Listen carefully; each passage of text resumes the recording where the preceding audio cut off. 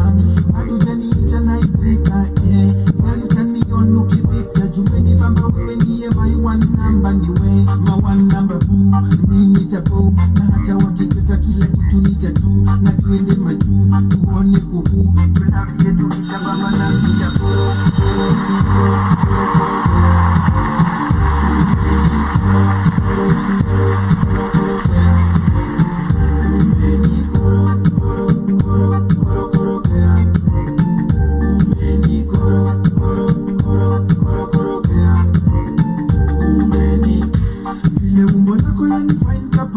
Napenda vile wewe unasheka kamba, na vile yako kiuno wewe bado inatamba. Ndio yangu inchi tisa ina shake black mamba.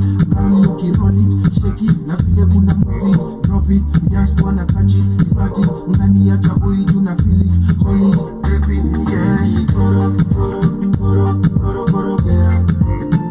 Umeni koro, koro, koro, koro, koro, yeah. Umeni koro, koro, koro, koro, koro, yeah. Umeni koro, koro, koro, koro, koro, yeah. Umeni. Na kila mara nikikona roho yangu inadunda kama mwili yangu kweli inataka blow. Na kila mara nikikona roho yangu inadunda kama mwili yangu kweli inataka koro, koro, koro, koro, koro, koro, koro, koro, yeah. Koro, koro, koro, koro, koro, koro, koro, koro, yeah. Umeni koro.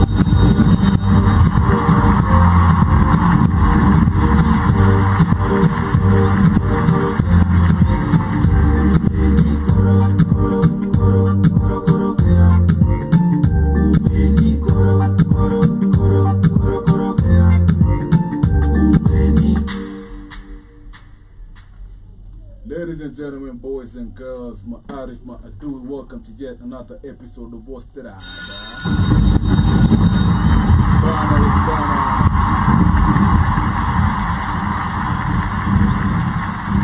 What is Garada? And today I am joined by a special guest, man like Mike November. Yeah, man. Welcome. Wacha tukaribishe vizuri man.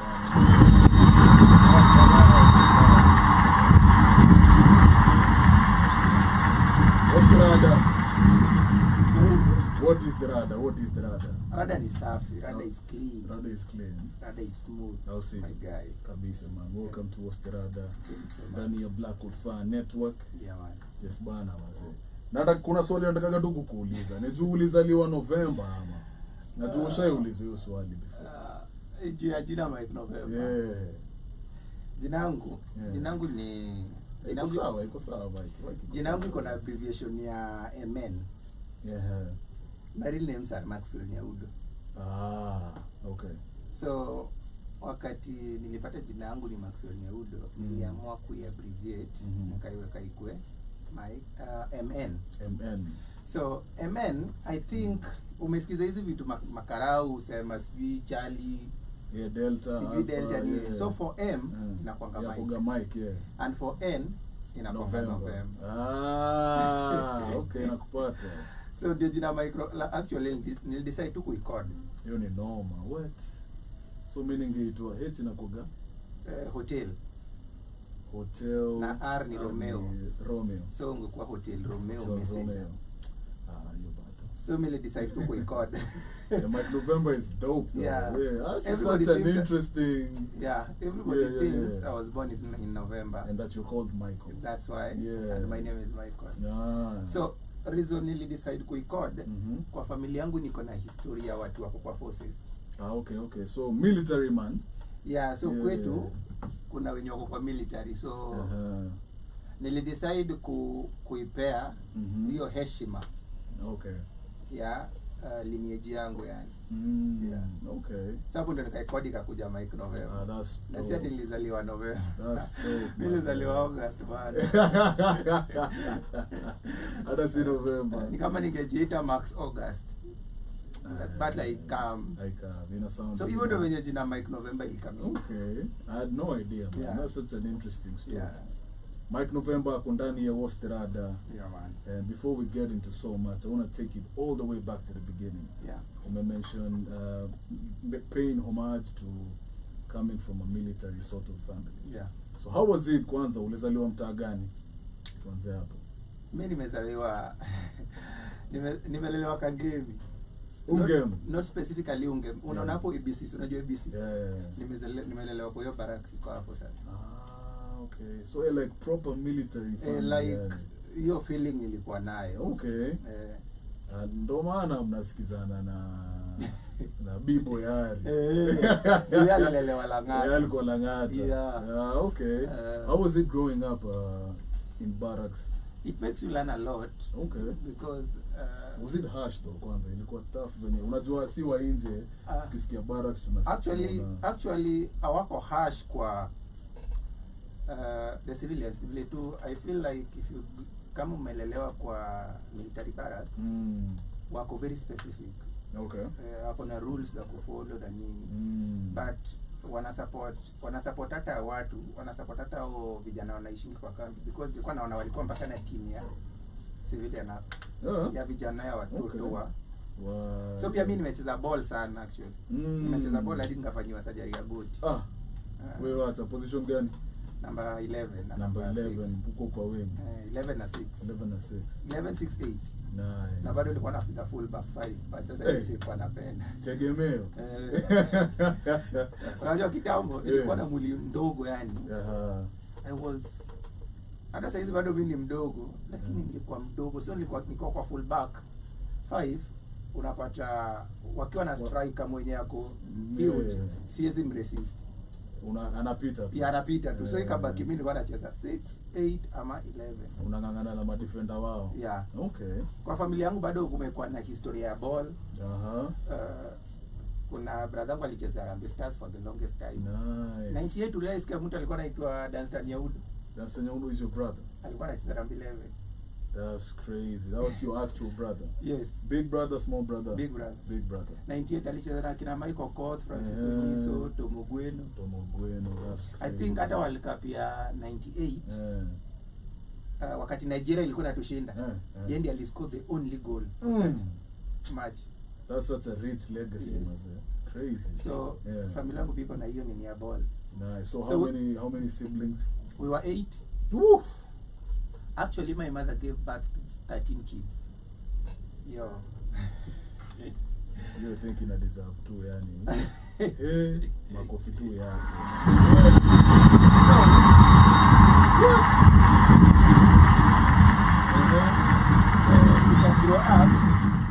So, grow up tukiwa watu 8. So in adulthood 3 passed. Okay. Tukabaki 5. But wewe uko namba gani? Mimi ndio the 13th kid. That's why unasikianga najiita the 13th king. Umeget. I see all the symbolism. Yes. Okay. So I was the 13th kid in a family of 13 kids. Dang. So my father was a musician. Alikuwa one man guitar, alikuwa deadly. Okay. So namuitanga the emperor. The emperor. So akaza king. Who is the 13th kid. So I'm the 13th kid. What kind of music was your dad? Alikuwa anafanya native. Okay. Zile zenye wanapiga na one man guitar.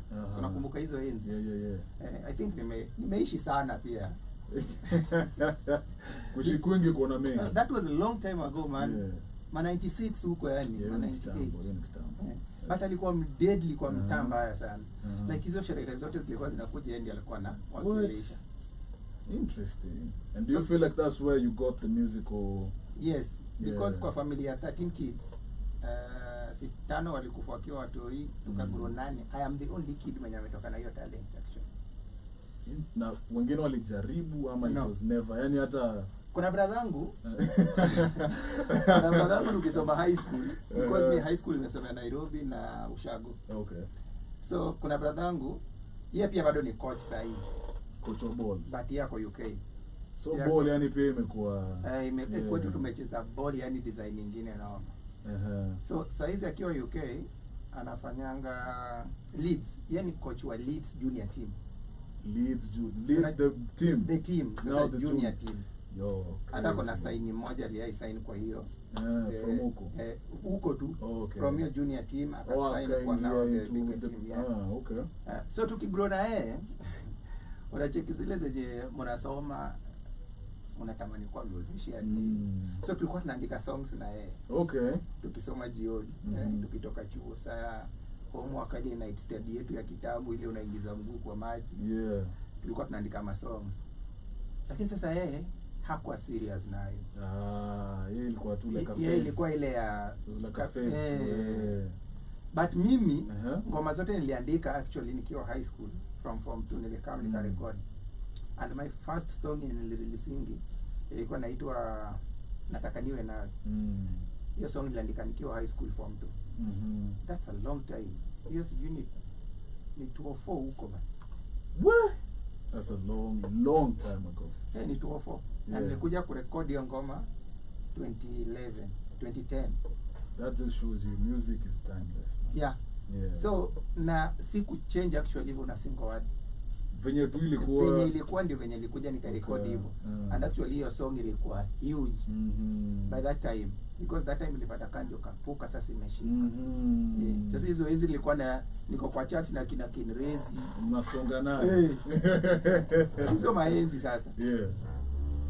So tuliandika mangoma na yeye hivyo. So yeye alikuja ka getting into other professions nini akakuja akakuwa yeye pia alikuja akajoin polisi, akajoin jeshi. Okay. Akaacha jeshi akakuwa security officer, akatoka hapo. Akatoka huko akaenda Uganda. Ndio sasa kwa But akiwa hapa bado yeye alikuwa too much into games. Sasa yeye talent yenye alishika sana ilikuwa ya games. Okay. Because football talent ilitoka kwa my grandfather kuzaa baba. Yeye alikuwa anacheza Germany and that was my your grandfather. Yes, kuzaa baba. We That was by 1970s huko bana. Yani come from such a rich history yani. That's talent imekuwa. Alikuwa anachezea wapi? Germany. By 1968 huko. Actually hakuwa na makucha zote za mguu. Reason ball ya kitambo ilikuwa inachezwa. Oh my goodness. So hiyo ndio talent ya ball ilitokea. So this your grandfather ni baba ya mama au baba ya dad? Baba ya mzai. Okay. So was he doing the whole kwenda kurudi? Okay. Actually nasikianga mtaitu uko acha ndio alikuwa kwanza kuleta gari. Watu wanashindo yini ni Peugeot 504. Simba. Ni long time. Inaitwa Simba. The funny thing ni mimi sikumuona. Okay. Already alipass kama mimi sijazaliwa. Okay. So brother yangu akakuja akaget into roll ball. Huyo ako Leeds. Akakuja akaleta roll ball game Kenya. Yeye ndiye akakuwa the first person mwenye aliwin the first roll ball World Cup Kenya. Yeye ndiye alileta hiyo ni cup. Damn. Okay. So akashinda naenda India narudi anaenda India narudi. After that akachaguliwa technical referee wa world mzima wa roll ball. So like hiyo talent I think imekuwa tu. Talent was always there. Kwa lineage yetu. Yeah. So ndio babangu akakuja akakuwa musician. So that was the only person who akakuja kwa musical aspect. So hapa na pale nimeimba HR msee. Nimeimba bana. Kuimba nayo umeimba. Miaka 16 sasa hii. Yeah. Wanasemaga 10,000 hours. Hizo umewekelea. God damn. Nilianza kitambo. Nilianza 209. Basi si kuwa serious. Nilikuwa na double. Nilikuwa nasema nilikuwa na hiyo tamaa. Unajua the funny thing about people who grew from way back then kama mimi. The society never appreciated talent at that point. True. It was much worse. More so music that wasn't taken lightly because walikuwa na associate muziki na very bad things. Wewe ni mtu unataka madeni, mtu madeni, sijui utakuwa na familia, drugs, unapenda drugs, sijui raha. The same thing walikuwa naambia watu wenye wako na dread. Yes. Mtu yote alikuwa akiwa na dread wewe ni mwizi by default. Automatic. Wewe hakuna kupinga, yaani kwa hiyo bracket. Hakuna kutoka. Yeah. So when I was starting music, nobody believed in my music. But my mom used to tell watu that Buda huu msee alikuwa musician. Ulikuwa mnataka hiyo talent ifanye iende wapi? Actually alikuwa anashinda kiwa convincing. Yeah. nakumbuka hata chief wa mtaa yangu hiyo time. So hiyo mtaa ni wapi? Hujatuambia. Siaya. Siaya. Mimi natoka place inaitwa Iwaya. Iwaya, Siaya, Masi. Yeah.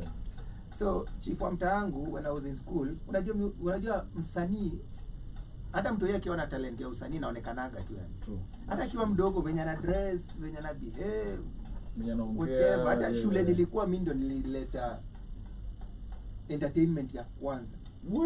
Na tulikuwa tunafanya hizo cover za kina Kenrezi, Tuakali. Unazifanya nikani zako. Nikani zako yani. Umekuwa celeb.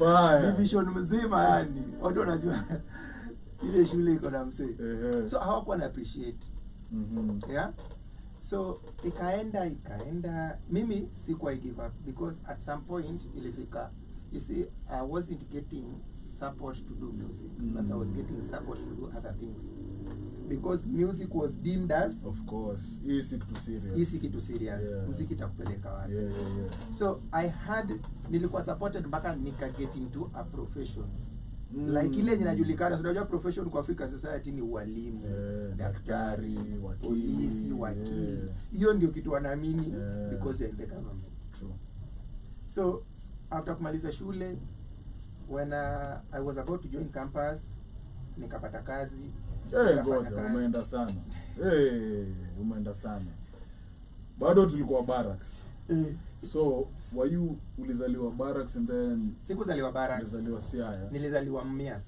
Mumias, okay. Like the birth ilifanyika Mumias. So after that niko town, Ushago town. Okay. Two and four because nilikuwa nasomea huku. Yeah. Nasomea huko. So close means nilikuwa nakuja mtaa huku. So unajua ile mentality ya wazazi wa kitambo ile ya mtu yeye atakaa huko tao, lazima urudi wapi? Lazima urudi home bwana. Unakaa hapo kufanya nini? Lazima urudi hoja. Siku hizi unajua yeye hakuna siku hizi. So was it any different over time? Wewe umeenda holiday ya kwanza, ya pili, ya tatu. Was it any different sasa ukirudi na wase unainteract nao huko sasa? Sasa unajua ukirudi unarudi na culture ya Ushago. Utaleta culture ya Ushago huko. So you can see how different things are. This is how the town works and this is how the Ushago huko. So ikaenda hivyo. Okay. Mpaka nikamaliza high school. High school it was 6. High school ulienda high school wapi? Nilianzia hapa nikamalizia Mumias. Nilisomea shule nyingine kwa Ochi inaitwa St. Peter's Bukaya. Hapo ndio nilimalizia. So after hiyo sasa nikakuja mtaa full time, sasa hakuna kurudi yote. Kusoma maliza sasa mtu mzima. So ikakaa, and when I was about to join campus, nilijoin tu hivi na greener pastures zikatokea. Okay, so when I got the greener pastures nikasema, hey, hii ni pesa yangu. Sasa nikasema I want to do the music that I wanted to do. Because nobody would support me. Because na pia mimi singeji support. So nikaanza kujisupport. Nikarekodi ngoma ya kwanza, ya pili, ya tatu. Bro hakuna msee mwenye bado ananiamini. Madangu tu na huyo bro wangu sasa. Huyo mwenye nilikuwa naandika naye. Because hata huyu mwingine bado ni coach, yeye ndio coach Ulinzi sasa hivi. Okay, come on. So huyu mwingine ndiye alikuwa ananiamini. Mimi napiga tu muziki yangu na sukuma. Unajua wakati tulikuwa tunatembea na CD bro. CD. Unaenda club unapea DJ, unafika Nation Center una drop, unafika na itachezwa. Hizo hizi bro. Na itachezwa. Kama una ukatel una bahati. The funniest thing ilikuwa wasanii mnapatana, wewe uko na backpack, mna exchange tu si sasa mtafanya nini? Mimi nauza. Hivyo. Wewe chukua yangu, mimi chukue yako. Hakuna internet, hakuna Facebook, hakuna shit bro. Unaenda unasikiza ngoma wewe msanii ni kali, lakini hakuna venye unaweza reach out. Of course, mliachana tu unless mpatane tena. Nakumbuka kulikuwa na club tawili ilikuwa inaitwa Club Betis. Unakumbuka Club Betis? Na Pipes. Betis ilikuwa hivi na Pipes iko hivi. Bro usiku Friday unatoka mtaa na CD. Unatembea kwa kila klabu tao ukipeana. Onjesha hili.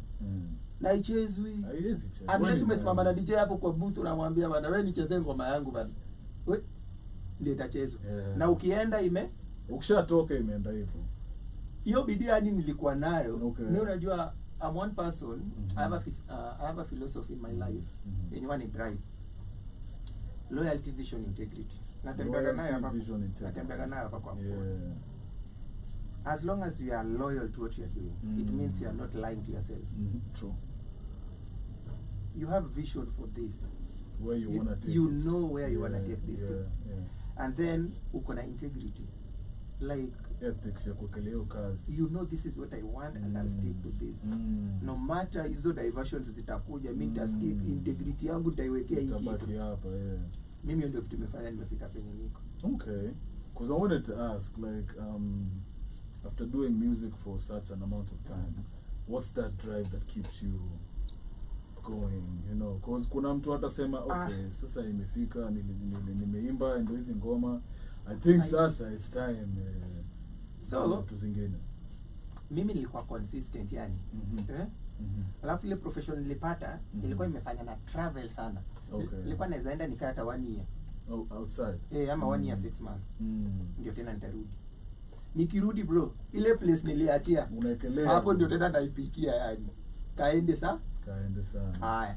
So nobody ever believed that so breakthrough yangu ilikuja time yenye 2018 bro niliperform Churchill show. Oh, come on.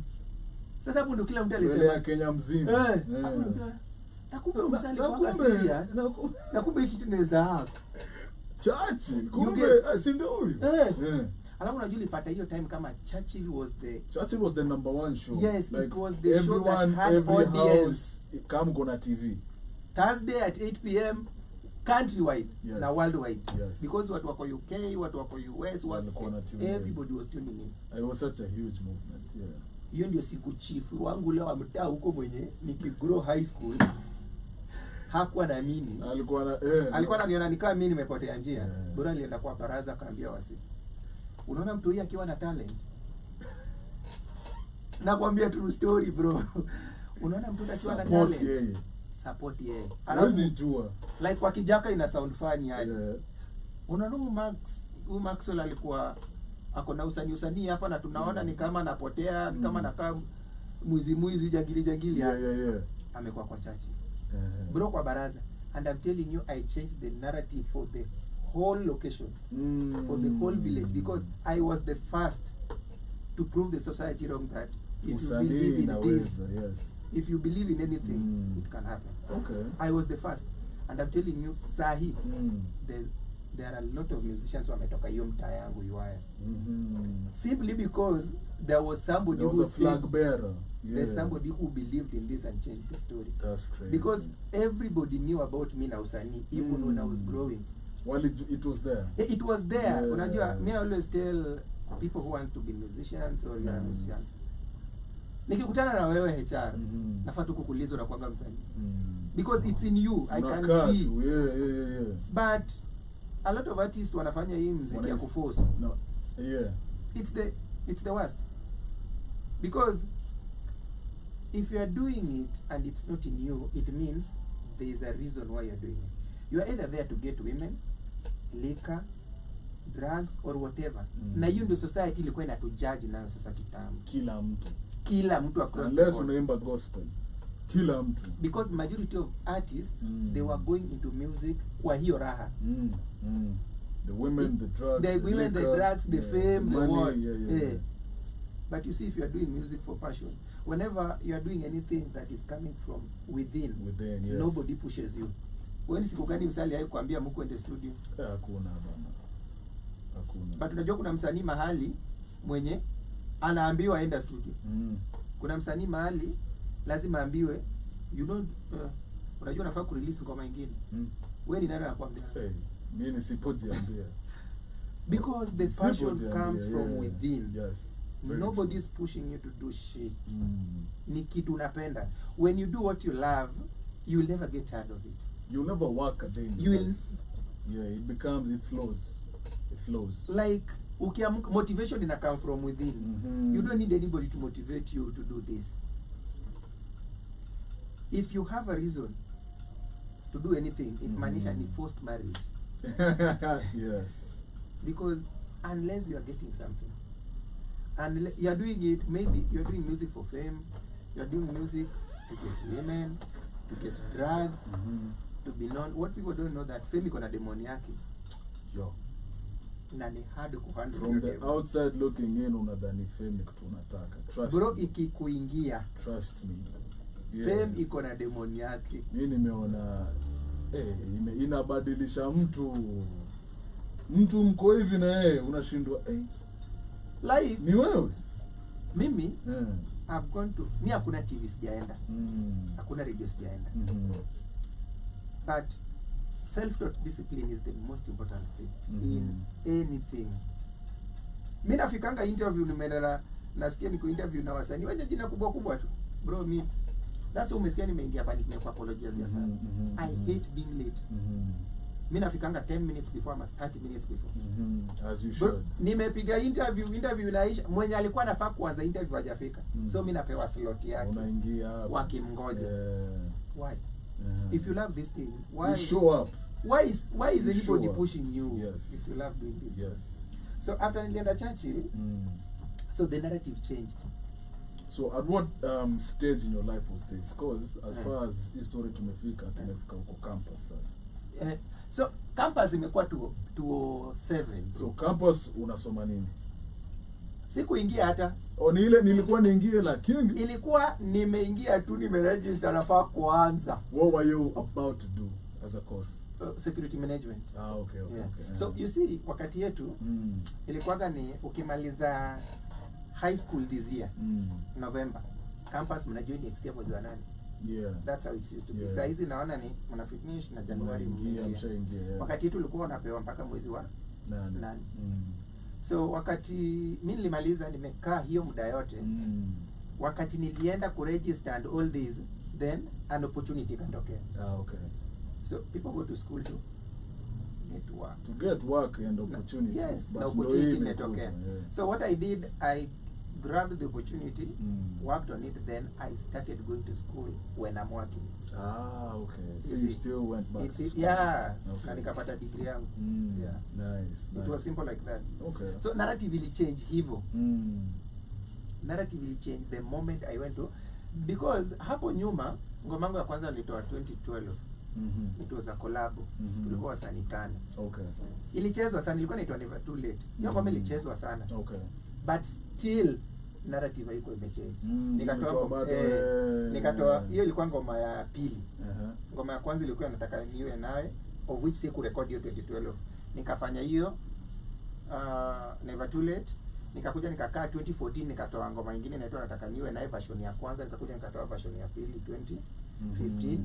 Nikakuja nikatoa kudance na kuruka. Nikatoa hii Nairobi. So 2018 when I was going to Churchill show, nilikuwa naenda kama nimetoa ngoma nyingine tena spoken word. That's what gave me a slot for Churchill show. Na Churchill show ilikuwa funny because me I knew no one. It just happened. No, I went there. Okay. Nikawa confront venye watu wenda hizo audition. Like inakuwa Auditions kwa Monday. Nikawapea tu story yangu, nikamwambia mimi niko na ngoma fulani iko hivi na hivi na hivi. Ala. Na ilikuwa yes. I like that. Yeah. Bro, me. Huku ngoja. Me what I want. Yeah. Beta niambiwe hatukupei. But ulijaribu. Thank you. Yes. I tried and I was denied the chance. But hiyo mimi yoko kana assume what if, sijui na assume na wakikataa what if watakataa. No. But what if wakubali? Hata demo kimtaka bro, hakuna aibu kwa kukataliwa. If anything, ndo wado unajua. And then can practice. You ni practice. Wanaume siku hizi hatuna hiyo. Katia ukataliwe songa bro. Next. Hiyo ni practice ya kwanza. Vitu tulisema hapo kazi iko mnice, wewe tafuta low slang nyingine akupea mtu next. Yes. So that is how I got Churchill show. Okay. So the narrative changed from there. But mimi sijai actually kitambo sikuwa naitwa Mike November. Kitambo ya usanii ilikuwa naitwa Max MAXX. Hivyo tu one word. Max. Ukisikiza ngoma zangu za kitambo nilikuwa najiintroduce kama M to the AXXX. Okay. So ndio nilikuja kujirebrand 2018. Kakua. Reason nilikuja kujirebrand because nilikuwa najiita Max Music 254. So every time hata Churchill show yenye nilienda ni kubwa hivyo, waliandika jina langu wrong. Waliandika Max 254. But ilikuwa ukienda kwa mtandao ukitafuta Max 254 was a different person. So all my following was going to a wrong audience. nikasema I need to do something. A name is very important, a unique name. So nikaamua nataka kuchange jina langu 2018. Na 2018, that is where I met producer anaitwa Red Sea. Shout out to Red Sea. You know Red Sea, right? Producer wangu wa kwanza pia. That is the man who made Microvember. Shout out to Mpaka Red Sea. nikafika penye niko. So along the way nikakutana na Thamos. Shout out to Thamos as well. I think nimeenda mbele sana. Wewe umetukimbisha, inabidi nikuoe. So, you get this opportunity, you're working on it. Do you go back to school immediately? Not immediately. It took some time. Bro, I stayed like bana nimerudi shule sijui 2018. Okay. I stayed like 9 years or 10. So, you went still into the security side of things? Shule nilirudi tu kusoma what I wanted. Yeah, okay. Ile kitu nilikuwa nataka kufanya kitambo, that is what I went back kufanya. So, school, job, school work. You're still pushing the music. Bro, sijai give up. Okay, so growing up, Yeah. since umesema ulikuwa na hiyo the usanii, that seed inside you. Besides mzae, ngoma gani zilikuwa zinacheza mtaa ukiwa tu Ngoma zangu? Asi zako yani. No, nikigrow zinachezwa. Unajua mimi nimegrow enzi kama ndio hii new school imeanza. Okay. New school imeanza 2000, right? Yeah. So when I was growing, kulikuwa na shemeji yangu fulani, bibi wa brother yangu. Alikuwa bro, mimi nilikuwa nasikiza ngoma kani bidi yangu ikicheza kwa radio once. Mimi nimemaster kwanza mwanzo mpaka mwisho. Umeshika zote. Hapo ndio nilijuanga hii kitu naweza do hii shit. Funny enough, unajua I've interviewed a bunch of artists over time. That's also a common thing. Even for me. Ni unaimba ngoma uko nasipia mimi. Mbona nisifanye yangu?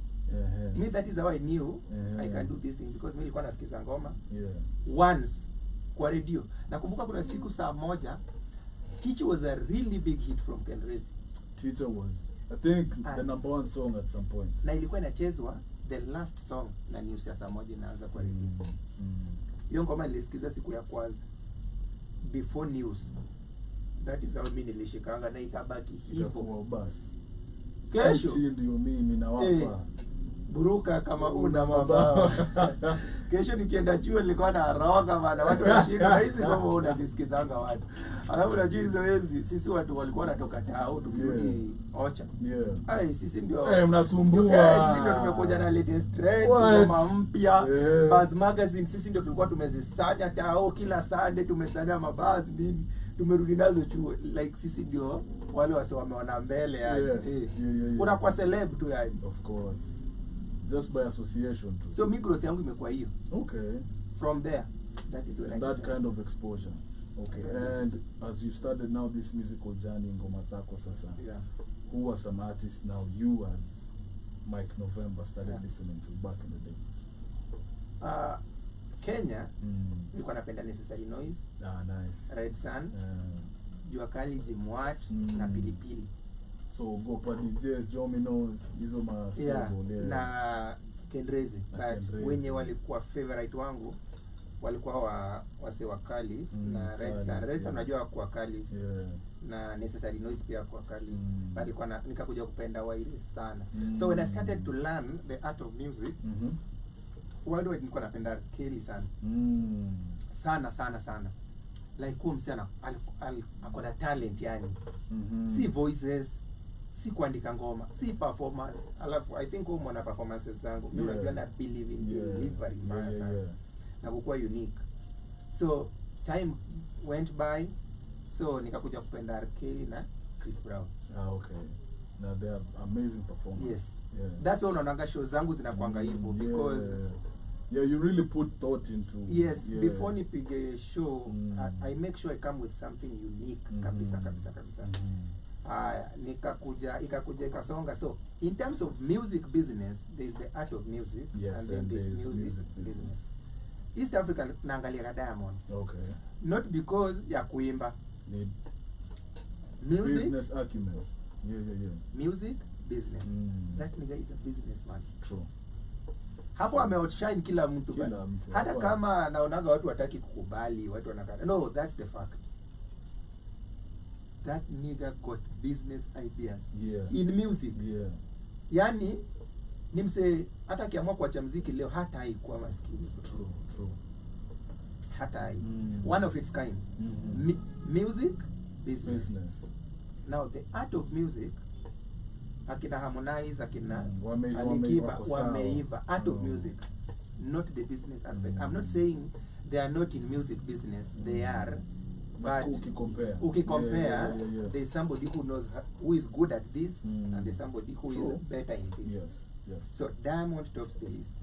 Hapa Kenya, sijui nisemenge. Hapa ni look up to you, bro. Hapa Kenya ni military ties. You know? Hapa Kenya sijui ni nani.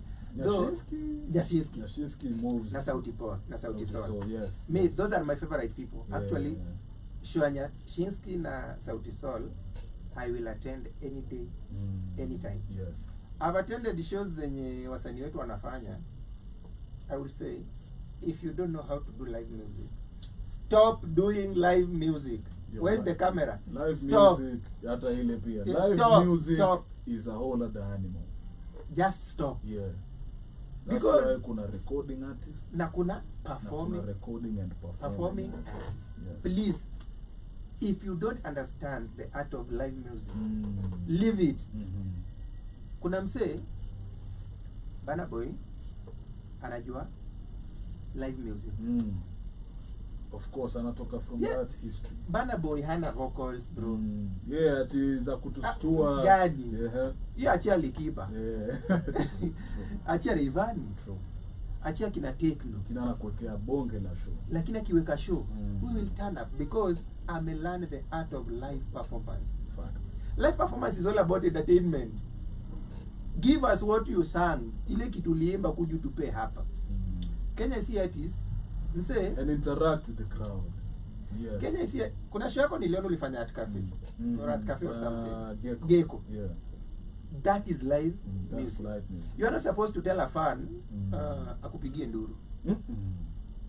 Anafaa apige nduru because ameona mse yani ameni. Yes. Si ati wewe unakuja unaimba off, umekuja na instruments mpya. Yes. Like it's a whole new song you are performing today. Tofauti na kitu yenye tunajua. Yes. Nyashinski ukisikia bro, studio version na live bro ni kitu moja bro. Yes. Secret sijui wasanii wa Jalani.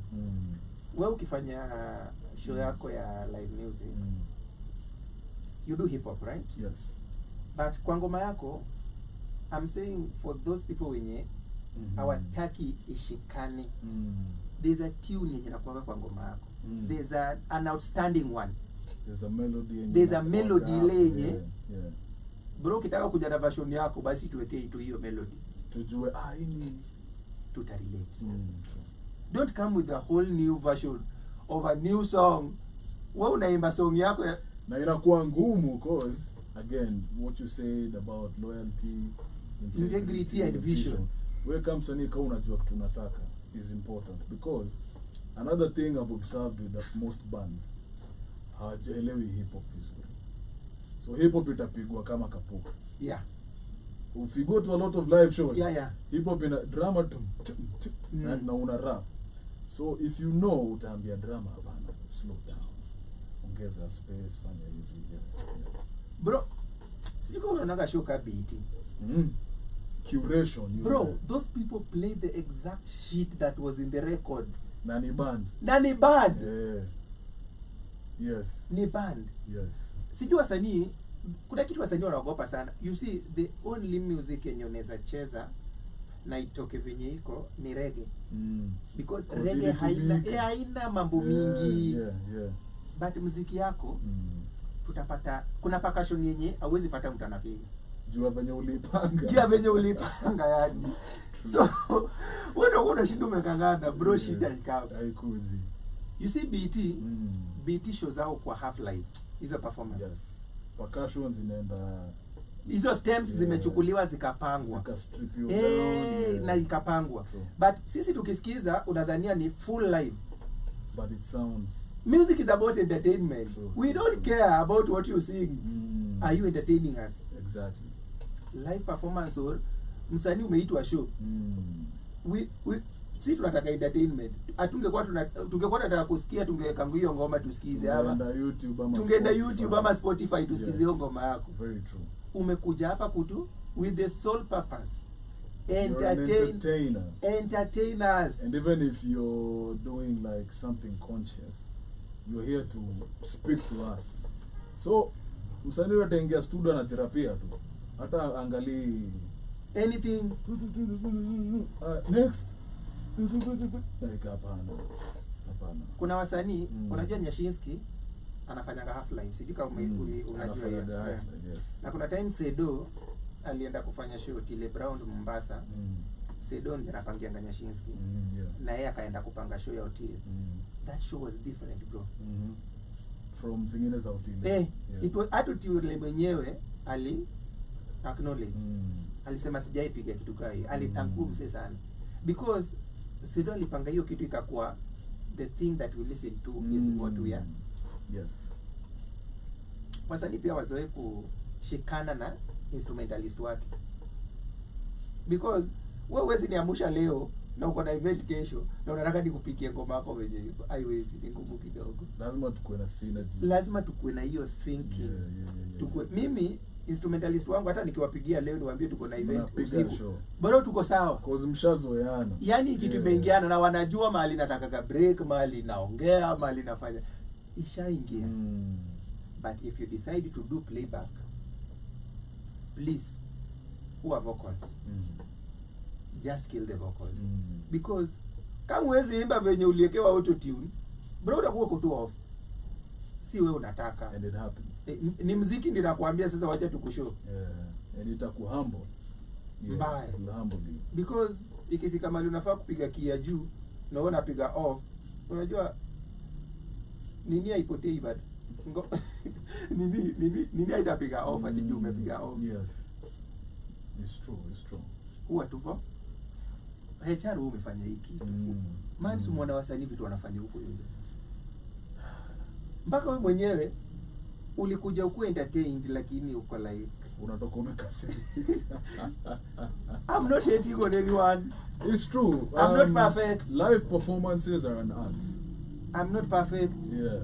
Na si ati mimi napiganga show kali. Yeah. No. But you put the effort. I put the effort. Penye nitaweza. Plus, you see, I think it's exposure, and this is what I mean.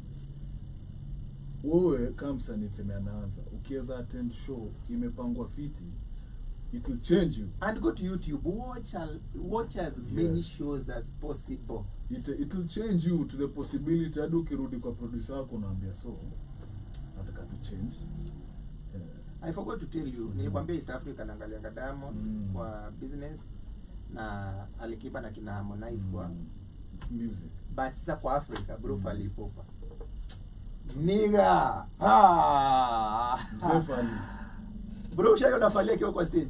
Yeah. Like yeah. Yendi alikuja kwa entertain lakini yendi yako entertained kwanza. And I have a good time. Yaani kuna time anaambia wase mtulie, BGVs mtulie. Sasa apigiwe yeye sasa. Bro, yani yako in the moment pako na wish. So imagine msana anaku entertain na anaji-entertain. Wewe msata haichoka saa ngapi? But you see, that's where we lose it. We forget to have fun with this. Exactly. You are doing this because you see, not reckless fun, but just being in the moment. Bibi, it's your moment. Wewe umeichukulia lazima wewe tusikosee lazima. Yeah. Bro, music haina limit. Entertainment haina limit. Very true. Haina kabisa. Endo angalie show. Unajua Falipupa anapiga show 2 hours 30 minutes. Bro, tell me mmoja anapiganga show 2 hours 30 minutes. I know a few of my friends, John May anapiganga show 2 hours ya 1 hour 30 minutes. Kaki anapiganga 1 hour 30. Wewe unaweza piga 1 hour. Mimi napiganga 1 hour 30 minutes. Yeah. Tell me individuals wenye unajua unaweza piga show ya 1 hour 30 minutes. Hata ya 1 hour. True. It doesn't matter who is listening. It doesn't matter who is supporting you. You love this thing. When unakulanga ugali juu kana njaa. Bro, kwa na njaa ya muziki. Si sembe pika. Unaona venye msee akiwa na njaa akipatanga muziki food venye anakuanga kufocus. Na ikuwe kwanza food mzuri. Yes. Yes. Dedicate your life to music if this is what you want to do. That's why you see we have a lot of musicians. Kama Rongai hapo unajua tuko wasanii wangapi bro? Usianze. Tutaisha vidole hata za miguu. Lakini ni wangapi wanasikika? That's true. That's true. In music you must be unique, consistent and love what you do. My friend, if you don't love it in any profession too. Unajua kuna kitu umesema hapo which I really agree with. First you have to be unique. Yes, because Mike hatuwezi danganyana. Kuna wasanii wengi wanoma. Wengi yani you even listen to them you're like bro, hata wewe kuna wasanii ukisikia unasemanga but there's no it factor. When you mnoma bro hatukatai when unachapa hiyo shughuli. But vocals you need that unique like ule yani ni nini outstanding about you? Ule Mike November. Because kuna wasanii wangapi? Yes. We are many when you tunafanya the same thing. True. For different reasons. For different reasons. Yes. But what is making you outstand from the crowd? Vidole hazitoshani. Labda utapiga luku kali. Lakini umeenda ukanunua luku yako ya ni safi. Umepiga pamba safi. Like use what you have at hand. Exactly. Use what you have at hand. Because wewe huwezi taka kuvaa kama Prezo ama kama Nyashinski ama kupiga show kama Nyashinski na una resources. Una hiyo budget. Una. Sasa usifanye. Sasa utaacha muziki juu hauna. Use what you have. Yes. Hii kidogo yenye uko nayo hii. Yes. Work with it. Make sure you are outstanding. Bro, mimi ni professional driver. Mimi ni professional driver. I know. Mimi ni qualified kuendesha mpaka Prezo. Yeah. But I'm that because I love driving. I love cars. Maisha yangu yote imekuanga tu mimi nimeshindaga tu niki angalia magari na nini yani. And I went to do that. Nilitumia karibu 500,000 to get to that. But you see, if I get time kuendesha gari, I give it my all because I love this. And you enjoy it. And I enjoy it. Yes. Hata kuna time niliendesha gari 4 days non-stop.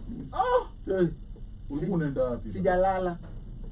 Nilitoka hapa nikaenda Mombasa, nikatoka Mombasa nikaenda Busia, nikatoka Busia nikaenda mali naitwa Sori. Unajua Sori ni huko karibu border ya Kenya na Tanzania.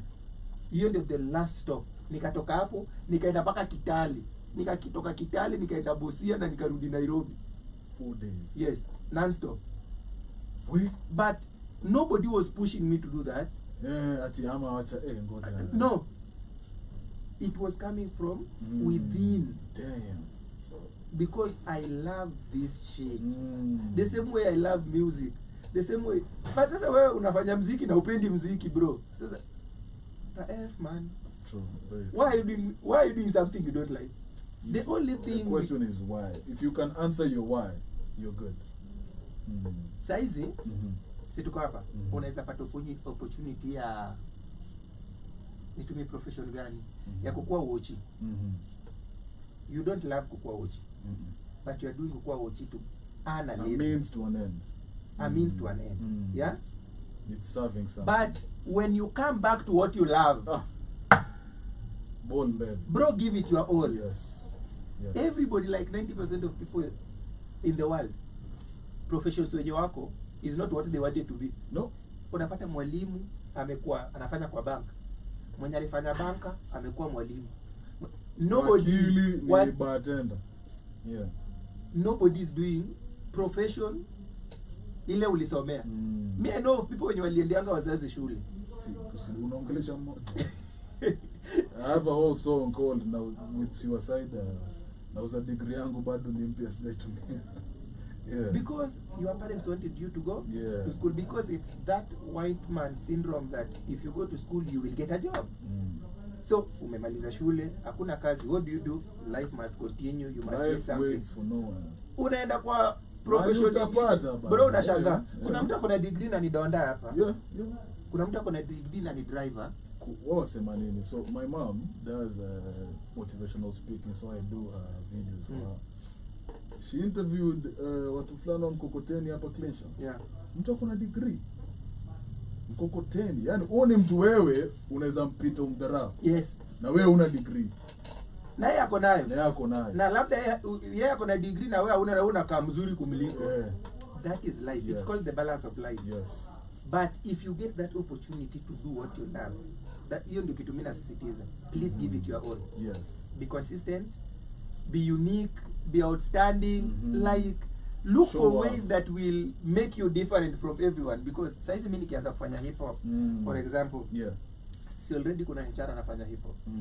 Ama True. so what do I do to be different from HR? I'm not in competition with HR.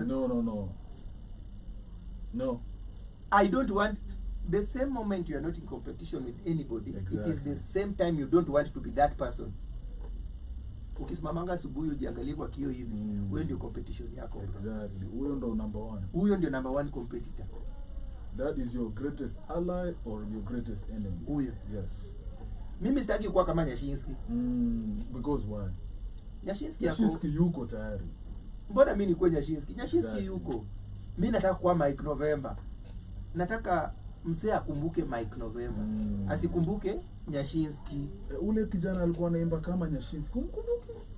Hakuna mtu atakukumbuka. Watakumbuka nani? Nyashinski yuko. Yeah. Mimi nataka mwenye nataka astay kwa mind ya wasee ni Mike November. So in comparison to what I'm doing and what Nyashinski is doing, tuko kwa meza moja. But how can I be me different in a unique way? Yes. I don't want to be that person, but that person ananipea motivation. That person anani challenge. Si competition, si comparison. Yeye anani challenge to be better than who I am now. True. But nasikianga wasanii msee ameenda kurekodi ngoma, kitu nakam kwa mind kwanza, anasema unajua hata Nyashinski ile record yake hivyo. Bro, wewe si Nyashinski bro. True. Wewe si Nyashinski. True. Wewe ni wewe. Do your thing. Hiyo opportunity man. Watu wa siku hizi wako na hiyo opportunity because you are free, you can do what you want. But us when we were growing, that opportunity was never there, bro. Yeah, people had to fight for that spot. Yes. It was never there. Another thing, whatever you wanted to be, if it was against your siblings' view or parents' view, bro, haungefanya shit. Yeah, true. But saizi wewe uko na hiyo opportunity, umepata mtu mpaka mimi naona mpaka wasanii msee amekuchukua, anakupeleka studio, anakulipia studio, una record, anakushutia video. Yeah. Alafu ukisha make it, msee wa kwanza unatolea hit so wakati ni huo msee. Hatuna hit on huo msee. Anasema si bro, yes. Unatoa diss track kwa msee mwenye bila yeye haungekuwa hapa. That is very true, man. Huyo ndo wa kwanza unasikia huyo msee anatolea diss track. Na kama si hiyo, hata hiyo muziki ale record and all this hangejua. Tungekuwa tunakujua. What is really happening? Yeah, man. Stick to your lane. Hii keki ni kubwa. I think it's what you said. That comparison is the thief of joy. No. Because you'll be like here and thinking. And for example, I think in your phase inaumizaga wasanii wengi. Mwacho kuna ile hanga unakuga nayo ukianza. Unajua yani wewe ndio ule mzee. Wewe ndio the thing bada. Hata unaweza simamisha mtu kwa barabara uambie ukabit. Acha nikuroge. Yeah, ndo ujue. And then you get fortunate enough, you get at least one foot in the industry. Yeah. Unapata industry, unaenda 70 kilometers. Bro, watu wako 180. Huko watu wako German speedometer ni 300 maximum. Watu wako German machines. Na kuna mwenye amepiga 289 huko. Lakini unasahau before afike kwa hiyo German machine. Kuna jani. Pia alikuwa.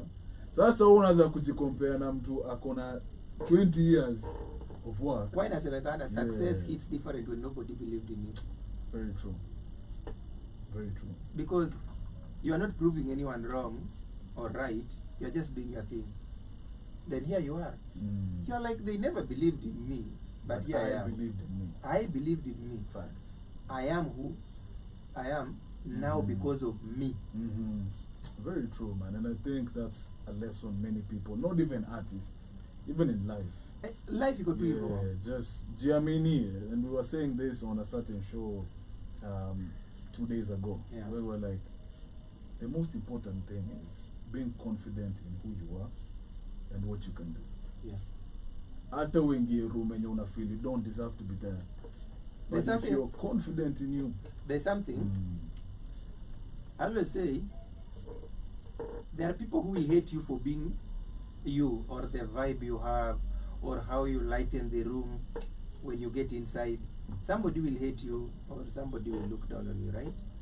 But you see, the good thing about that situation of you being you is that nobody in that room can be you at that moment. it's you. It's you. So no matter how much people hate it, your vibe, or how, no. And I think also one of the greatest lessons I ever learned personally was I am not responsible for your reactions. I'm only responsible for my Nikiingia hapa actions. and you're projecting on me. Mi sijui unapigana na Like- mashetani gani, bro. Me hata siko hapo. Bro, you do your thing. I You don't do know your who I thing. remind you of. I don't know. Me, I'm here. Yes. You know, and Nas is one of the greatest rappers of all time. Yeah. Nas alisema hate is confused admiration. Yeah.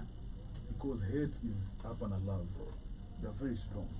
Ndo Mike niseme achukionse Mike November. Kuna so much power you hold over. Yes. And if I'm being honest with myself, kuna kitu uko nayo enye na admire, but I don't want to admit to myself. So the best reaction is When somebody is ahead of you, the Mm. only thing you can do about that person Mm. is learn. yes, There is nothing. yes. That person is trying to show you how things are done. And if Stop anything, hating. ule akosi usingizi juu yako. Yeye hata juu na Hata exist, juu. bro. Ajua tu na hate. Yeye ana habari. Yeye anafanya tu thing Yako yake. mambo yake. Yeye kivyake. Yes. Eh. Yes. I agree. It's crazy, man. You just do. mentioned- Mimi hizo ku give up yo. Yeah. Mimi ningekuwa na give up singekuwa hapa. Singekuwa na studio bro. No, come on. Singekuwa na record label. Come on. I always say Mhm. I made a decision, this is what I want. Mhm. And then I started working on what I want. Hata kwako, for those married or those in relationship, it is you to make that relationship or that marriage. Usi expect that sisi tunakuja kukuadvise atikaa hivi na huu demu yako ama bibi yako. No. It is you. We are not there. Of course. Actually sisi tunaona tu the outside image. Yenye mnatupresent. Yenye mnatupresentia. Yes. Mkipigana kwa public tunasema mnapigana kwa public. Wasipopigana. Wasipopigana si hatujui kama wanapigana. Ni shit yenyu. Yes. It is you people who started this shit. Yes. Work on your shit. Yes. And for us men, nobody is coming to save you. Stop complaining. Bro, stop complaining. Utangoja. Stop complaining. Yeah. Stop ranting. Stop crying. Stop crying. Stop whining. Nobody is coming to save you. You are saving yourself. I am a man who is 40 years. Where is the camera? Yes. I am a man who is 40 years. Uh-huh. For the 40 years I've lived in this world, Yeah. nobody is coming to save you, bro. No one is. no You one have gives- only you. Nobody gives an F. If anyone is interested in you, it's because there's something you're offering them. Kuna If kitu there's nothing, wanapata. ati wewe una complain na kusema nateseka, and you are a man, bro. Ni wanaume wangapi ukatiwa hapa nje? Wewe miaka uko nazo, ni mademu wangapi ambaye kukatia? Hata mkono haishi. Na wewe umekatia wangapi? Si watch. As a man, Yeah. stop complaining. Mm. Wacha kujionea huruma. Pity party. Bro, utatuambia Mm. umelala njaa nini? Wewe mimi nilala njaa na sijakwambia. Mm. So you assume mimi sijalala njaa. Nobody is coming to save you. True. Stop True. complaining. Mm. Stop ranting. Stop looking down on yourself. Mm. It is you against you. Save yourself. Yes. Brethren, save yourself. Yes. And if anything else seems, if the world seems like it's against you and everything, all you have is you. And you know what the Me. beautiful thing is about being a man? Mike, today you can be stripped off of everything. But still, Keep your head down and endelea hivi. Kesho yake. this is what he said, eh? Yeah. Saizi kama nilikuwa nimetoka huko na bike, nikapata wasee wamekaa hapa chini kwa hiyo apartment hapo chini kwa parking. Nikaanguka na bike. Ama nimekuja kana fanya madoido nini nianguke na hiyo bike. Everybody atasema alikuwa na madoido sijui ni bro, ni the moment nitaokota hiyo bike niamke, narrative yao watu itachange. Yes. Just instantly. Yes. Watasema Na wewe msee si mtu ya kugive up price. Lakini nikikuja nianguke nikae hapo Na chini. uanze kulia. Na nianze kulia. Yeah. It's done for me. Yes. Hakuna mtu anakuja. Hakuna. If you fall, it doesn't matter your fall. How Get you back wake up. Get back up. It is the most important part of the story. Yes. I'll give you an example like me. If I didn't believe in myself and my music, bro, ningekuwa hapa. Hata interview singekuwa. Kama ningesikiza opinion ya watu ya kusema muziki sijui ni nini, si profession, sijui ni, bro, singekuwa hapa. True. Singekuwa niko na albums mbili, bro. Singaienda Churchill. You know, with that resilience, it spills over to other things in life. Yes. Your work ethic, your everything. Yes. Kuna kitu mimi nashinanga nimesema. Self discipline in anything you do is the most important thing. Do you know why? Because kama wewe mwenyewe ujiheshimu, wewe unataka tukuheshimu aje, bro? People will treat you how you treat yourself. Yes. Yes. Wewe usipojipea respect wewe mwenyewe. Mimi nitakuheshimu. Like mimi nataka nikuheshimu na wewe mwenyewe ujiheshimu. unatupima. Wewe unatupima man. Unajua unatupima sana. Yeah. Because wewe mwenyewe ujiheshimu. True. How do you expect me to respect you when you don't respect yourself? Yes. Turn up. Kama unaenda mahali watu wana turn up, bro, turn up. A full silence is mistaken for intelligence. Mtu mjinga mkiwa kwa meeting. Kama hajaongea. Unajua kila msee hapo anasema, labda Buddha sasa atatoa point, bro. Ni wote. Labda nafikiria kitu ya kusema yama. Kumbe anafikiria mambo mengine. Bro, akifungua tu mdomo aseme ya kwanza. Unasikia kila mtu anasema kwani umekuwa ukinyamaza hapo umekuwa ukifikiria nini mzee? Yaani umenyamaza hiyo time yote. When you are in a meeting and you speak last. It is you that determines kunaendaje. Because tuko watu 5 HR kwa room, sawa? Tuko na meeting. Watu wameongea na imenifikia mimi ndio naongea wa mwisho. Lakini kiongea wa mwisho I make sense kwa hawa watu wanne. Sawa, wacha pia mimi nifunge tena. Why? Why do you talk last and then people start again? Because when I'm speaking last, it means uliongea nikachukua point yako. Wa pili akaongea nikachukua point yako. Watatu mimi nimenyamaza tu, wanne. So ikifika mimi inamaanisha nafaa kuwa nimechukua the best. So whatever I say inafunga. Lakini wewe unaongea wa mwisho na bado watu wanasema bana, wewe ulikuwa unaona aje wanarudi kwa mtu wa kwanza yo. No school teaches that. That's true, man. And we have Winnie Lentimama in the chat anasema sky is the limit, go Max. Huyu amekuita Max yani. Yaani wewe amenijua from way back yani. Sisi tunajua Mike November hapa. A quick detour. You mentioned you were into cars and you mentioned German machines and whatnot. One, your favorite car in the Kenyan scene.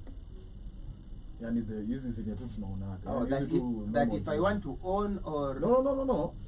That you might want to own, but in the Kenyan scene, in the normal market. Volvo T8. Oh, Volvo is underrated. Bro, go check that car. I know it. Volvo is underrated. The model T8. Yes. It's a 7-seater. Yes. Do you know Volvo XC90 T8? That is the name. Yeah. That is the most safest car in the world. You know Volvo was the first car to create the seatbelt. Yes. Yeah. Volvo, that XC90 is the safest car in the world. I've seen a story about a diesel tests. Wakifanya. Yeah. Volvo T8. Ukinitoa hapo, nipe Nissan Patrol. Ile 4 liter. Ile sasa hizi kuna yenye natoka ya 2025. Bro, go check that shit out. Okay. Kama hiyo Nissan GTR. Nissan GTR, okay. Interesting. And now internationally. Rolls Royce itafunga tu bro. Cullinan. Okay. What are you saying? Kikitu hivi ukiingia inajaza barabara. So nimenotice unapenda ma SUV. Yeah, and I love cars with horsepower. Napenda gari yenye nikitoa kichwa performance. Sirudi performance cars. I'm not into this Bugatti. No. Nataka gari yenye iko na presence. Cullinan is so much better. na iko na nguvu performance yani Mhm. like a GTR. I think you know about GTR. GTR ni machine bana. Kwanza yenye imetunia. Ni kadogo hivyo na nika 5 liter bro. GTR is another thing. Yeah. And mimi napenda hata hizi gari ndogo. Mm. Kuna gari inaitwa Toyota Aqua. Sorry, Yeah, I know. I love the shape. you know, I love yeah, the it's shape. a really nice car. I love the Hata shape. shape yake, it's a really nice car. Kuna Mustang, Mhm. shida Mustang sasa ni 6 liter bro. Hapo ndio. Sipendi hiyo gari. Sipendi Mustang, sipendi. Yeah. Hii ingine kazi yake ni nani? Hizo muscle cars. Smiths. So, mimi napenda Toyota Aqua. Kuna gari inaitwa Volkswagen GTI. Golf. Yeah. Golf. Now- Kwanza. Yeah. Yeah. So that is my car. Okay. Those are the types of car I want. Okay. So when into performance. Performance Yeah. napenda sana because for the longest time that I've been a professional driver, actually I've been a professional private driver, not commercial. Yeah. But for the longest time I've been doing that. There are so many technicalities in the road that you can avoid or accidents if you have a performance car. And you have quick response. And you have It's quick reflexes. response. Yeah. Actually, accidents are only caused by 2 things: Mm. mechanical error and technical error. Technical error is you. Yes. How quick your response is. Aware of A your professional surroundings. driver, it said when you are driving, you don't think about the car you are driving. You think about whatever is surrounding you. True. When you are driving at 240, you are supposed to think ng'ombe ikitokea hapa. Nitamaneuver. What do I do? Yes. Because if you think about the car that you are driving, You're limiting yourself to and you have a hold of this car. Ni kama umeshika kikombe kwa mkono na unafikiria kikombe. Utaangusha. Utaangusha. Utaangusha. Yes, because you have this, you have Yes. control of the car. Yes.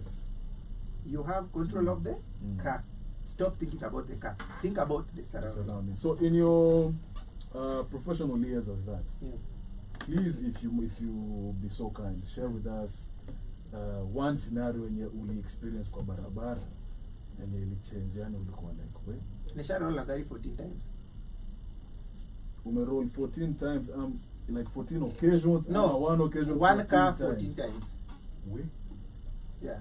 Na nilitoka tu hivi We? because at Ulikuwa the, umebeba mtu? no. Just alone. Yes, and because at the time of accident, I was aware of what was happening. Able to pay context. People who mostly die in accidents Mm. are people that when accident is happening, you are unconscious, you are asleep, or you don't know what is happening. The only person who knows when the accident is happening is the driver. Is the driver, yes. If you have any other person in the car, he will realize the car tunaenda pabaya. So basically, as a human being, utatafuta jinsi ya kuji. Yeah. It's the first thing everybody will Of do. course, yeah. So most people who die in accidents ni watu wenye accident wapata unawares. Kwa simu, Ulikuwa umelala, ulikuwa busy, una change ngoma, ulikuwa una change ngoma. I think you know the scenario. Yeah. So whenever any accident happens, it's called an accident for a purpose because it's something that happens impromptu. It wasn't meant to happen. Yeah. But I'm telling you the truth. All drivers know when accident is happening. Oh, it's true though. Right? The perfect example ni matatu. Yes. Dereva anatoka anatoroka. But the 2% yes, maybe they don't hawajui. even make it. Yeah. Hawajui. Yeah. So the only person who knows when the accident is happening is the driver. And that's why it is the duty of the driver to save the situation. Very true. So 14 times you guys. Yes. That was the first. Hiyo ilikuwa barabara gani? Nilikuwa Ocha. Gari li lose brake na ikapata kama nilikuwa nimepeleka gari kutengeneza jana. So I was going for a road test in the morning because I was supposed to go somewhere. So nilienda some 5 kilometers. So nikirudi inipata, I think ushago huwa akitengeneza barabara wanatengenezanga hivi na hivi. I don't know why they do that. Ijai kwa plane inakuanga ni huku huko hivi huko hivi. So wakati gari nikanyaga brake kataa kushika na ilipata kama niko kwa bend. So there is a bend if you negotiate at a certain speed. You can't. Inainua. Kuna. Inainua. So when I realized that gari is skid ikaenda. So mguu ya right ya mbele ya left ikagonga hiyo steep. That ka thing. Gari karuka juu. But I was aware of what was happening. Yeah. So mimi nilikufa na steering na gari. Na ulikuwa pia Na nilikuwa niko na belt. yeah. So gari liroll tu, actually the car was rolling as I was seeing. Like Ili the roll, movies. ili roll mpaka ikakujikaka. Na uko hapo. Na niko hapo. Mimi nikatoka. Actually fence ilinisimamisha ni fence ya kwetu. Ule ndani huko. It was such a funny thing. Well, So, but let me tell you something about driving. For you to be a driver until you reach a point where you have a zeal, like hiyo woga imekutoka. Yes. Every single driver will tell you that. Mpaka ukuange na incidents yenye ili turn the story around. True. Even like inakwanga across the board in any profession. I It's think. true, it's true. Yeah, mpaka You have ukuange to na calm your- kuna kwanga na ile turning point Yeah. for everyone. If you're in business, beshte wako amekuibia ndio na Uko turning point. Yes. So me, I don't always see it as a big deal because this is what you signed for anyway. True. This is what It comes was with the it was a probability. yes. Yeah. This is what comes with the package. Yes. This is what you are. Yeah. Mm. So it's like venye Paul Walker alikufa na nini. Imagine. Ni sad ndio, but this is part of the Na hatuwezi sema ati it was a negligence. yes, it was driver. negligence or something. No. So you see, people mistake all accidents for negligence. True. No, it's not. That's why it's called an accident, actually. And then, we also forget, you might be the most careful driver. And then, mjinga from sijui Kwani wapi. hujaigongwa hivyo? Mimi shai. Wewe umekaa tu kwa traffic hivi, hata hauna mambo, muziki umezima, umekaa traffic ifunguke. All of a sudden unasikia tu Ule sijui nyuma. ametoka wapi. Na. So people believe that accidents are only done by people. No, there are accidents that are done on your behalf. Wewe umekaa hivi, mati imetoka huko imeingia kwa mlango ya driver. Yes. So, hadi unauliza. Yaani unaangalia huyo mtu uko. Hadi uko like mimi hata sijafanya shit. Ni nini na happen? Yeah. That's crazy. So yeah. it's parts of the pack. The same thing too. Hata kwa msanii kuna siku naenda kwa stage na sauti nakataa. So it is not It changes you. it changes Because you. it's part of the package. It's part As of you the said, package. Yes. So it It's is part not of the risks. Yeah, you risk involved ni hiyo. Yeah. So usione vibaya. It's like every time niko kwa barabara Mm. and then I see hizi trucks zinabeba mafuta. Yes. Mimi uangalia huyo dereva sana. Ile ukimpita Uko like unamwanga ama akujega unamwanga uko unajua lakini you know. siku na zile zina bastingi tu hata kwa highway. Hey. So it's part of the package. Hizo ni risks involved. So mtu afai kuogopa or to. Do you know when I was growing, my dream was to be a safari rally driver. Na kwanza hizo time Kenya zilikuwa zinakaa. Yeah. I really loved it. Yeah. Sana. So I used to say, if one day I want to be a safari rally driver, I want to be a VIP driver. Okay. Yeah, because nilikuwa na hiyo passion. True. Me, what I always tell people is that no matter what you do, because if you have something you love, you just do what you are doing. But if that what you love is what will make you fight your demons, do it. Because utashinda, unafanya hii na unatamani ile. Why not just do it? Ni kama dem kwa mtaa unashindanga tu ukimwona sasa katia huyo dem. Enda uongee. Enda uongee na akukataze, useme nilijaribu na kafanya nini? Iko sawa. So you see there's respect in that. True. A lot of respect. Shida sasa pia ni akikataa usishinde hapo. Kanyaga kubwa tena kwingine. Yes. Kwa WhatsApp, my contacts. Actually, most of my contacts nimemute. Yeah. On status. Yeah. Because people will post vitu tu. Yani zata kuharibia siku. Yeah. But you're among the few wenye. Yeah. And saa zingine unani-entertainingi sana. Sana. Kidogo hata nishindwe tuongeze content creator kwa bio. Out of your many accolades. And among your many recurring topics, relationships, yes, women, gender dynamics, and all this. And I would want to dive into that kidogo. Yeah. First and foremost, what is your view on monogamy as a concept? One man, one woman, till death do us part. I will answer it this way. Mm. When a man, Mm. when a man who is in a relationship or let's talk of marriage. Mm-hmm. When a man who is married gets money, he normally thinks of adding another woman, Yes, right? very true. But when a woman who is married gets money, she thinks of losing the man that she has, Mm-hmm. right? Mm. What does that tell you? In short, what it's saying that men are keepers, Mm. but women, when they feel like they are more of a man. Mm-hmm. There's nothing like an independent woman. Mm-hmm. Mm-hmm. You are just an average adult who is doing adulthood. Lifing. You are lifing. Yeah. There's no. Have you ever heard of independent man? Really?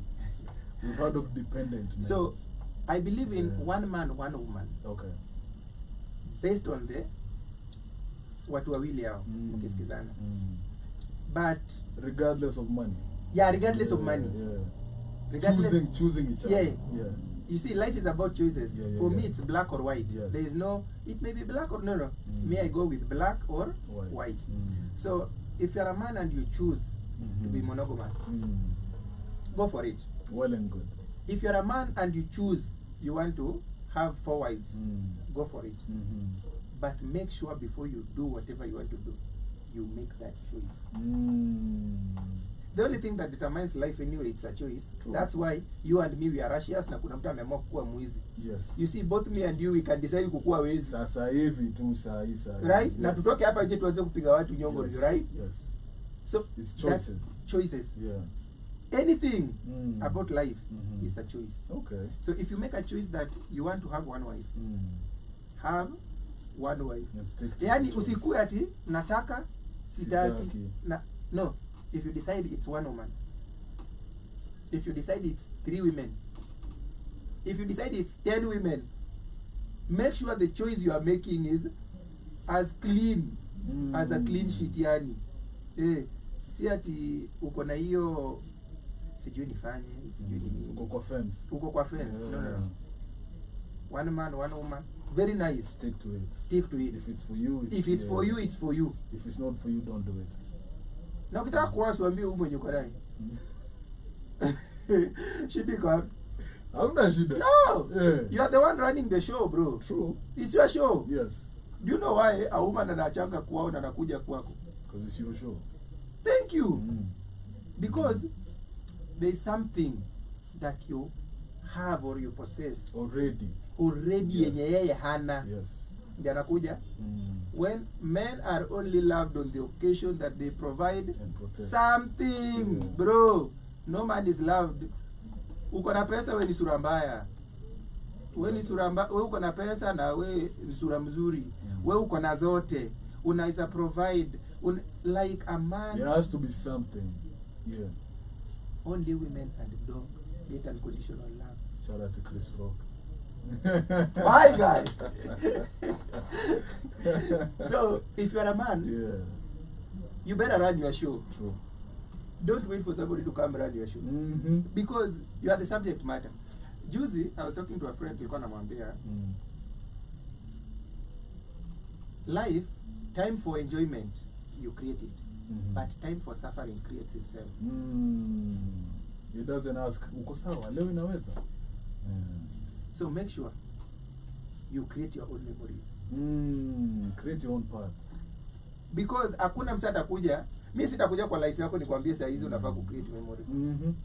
Right? Mm-hmm. Very But true. shida nayo itajicreate peke yake, si wewe utacreate, bro. Saa shida ikifika, whether whether it's umetaka, convenient for you or not. it doesn't give a shit. Yeah, true. Saa ya shida ikifika imefanya nini? Imefika. That is very true. That is very true. Run your own show. Yeah. As a man. Actually, ukiangalia kwa status zangu, I talk a lot about relationships, women, men. I basically, jokes zangu zinakuanga mostly about life. Like, those truths that the society doesn't want to talk about. Because that is what imetumess True. as Africans, strictly Africans. In an African homestead, You know, we were very straight in Aru kitambo. yes, Ni hapa na inaisha. siku hizi society kuna vitu wanabana. Now, my only issue with that is not even our beautiful women. It's man with man. Sijui what happened bana. Like ilianza aje? Watu wamekuwa sensitive bana.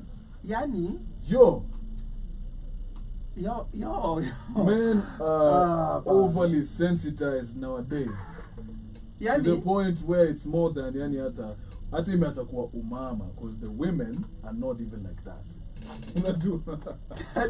sasa wenye wanafaa kukuwa na umama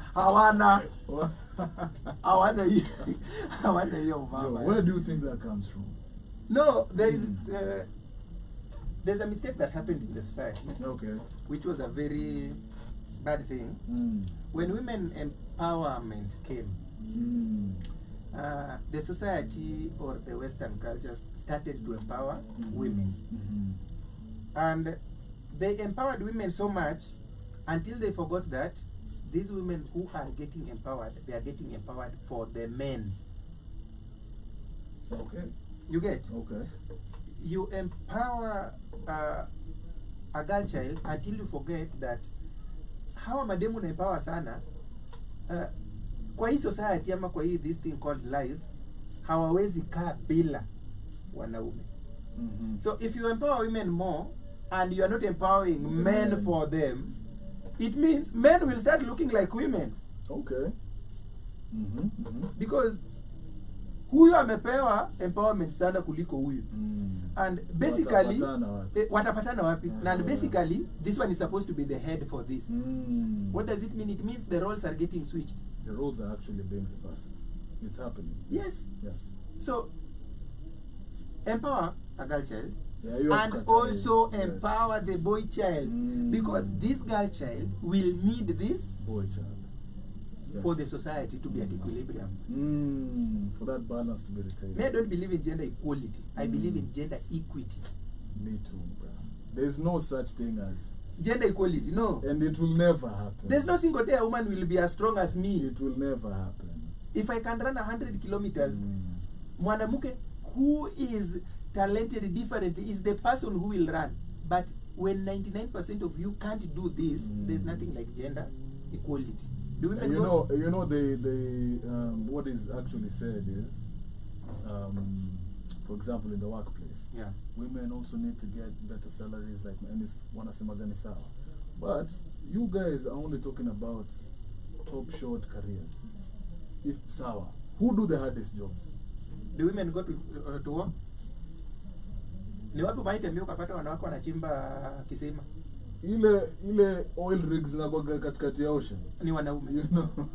When Yeah, so when we shit need- is going down, we bro, need- at the mall imeshikwa. We are Women taking and women children. and children Yes. first. So yes, we need to strive for equity, not Equity. equality. Equity, because Yes. the greatest virtue or gift in this world is humanity. Humanity means I'm human, you are human. Based on humanity, me and you, we are equal. So we should I get can meet you here, you can meet me here. Yes. we should get equitable opportunities. Yes. But we are not equal.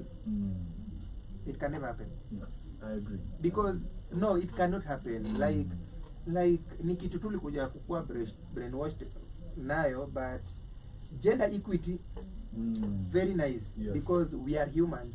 We need to be treated as humans across the board. Whatever nikikudunga na msumari nidungwe, wote tutasikia uchungu. True. But equality, it's a whole different topic that doesn't even need to be brought on board or discussed. True. It doesn't make any sense in humanity. What is your current thoughts on what are your thoughts on the current dating scene going on side? Because we have a lot is happening. Tafute pesa, bro.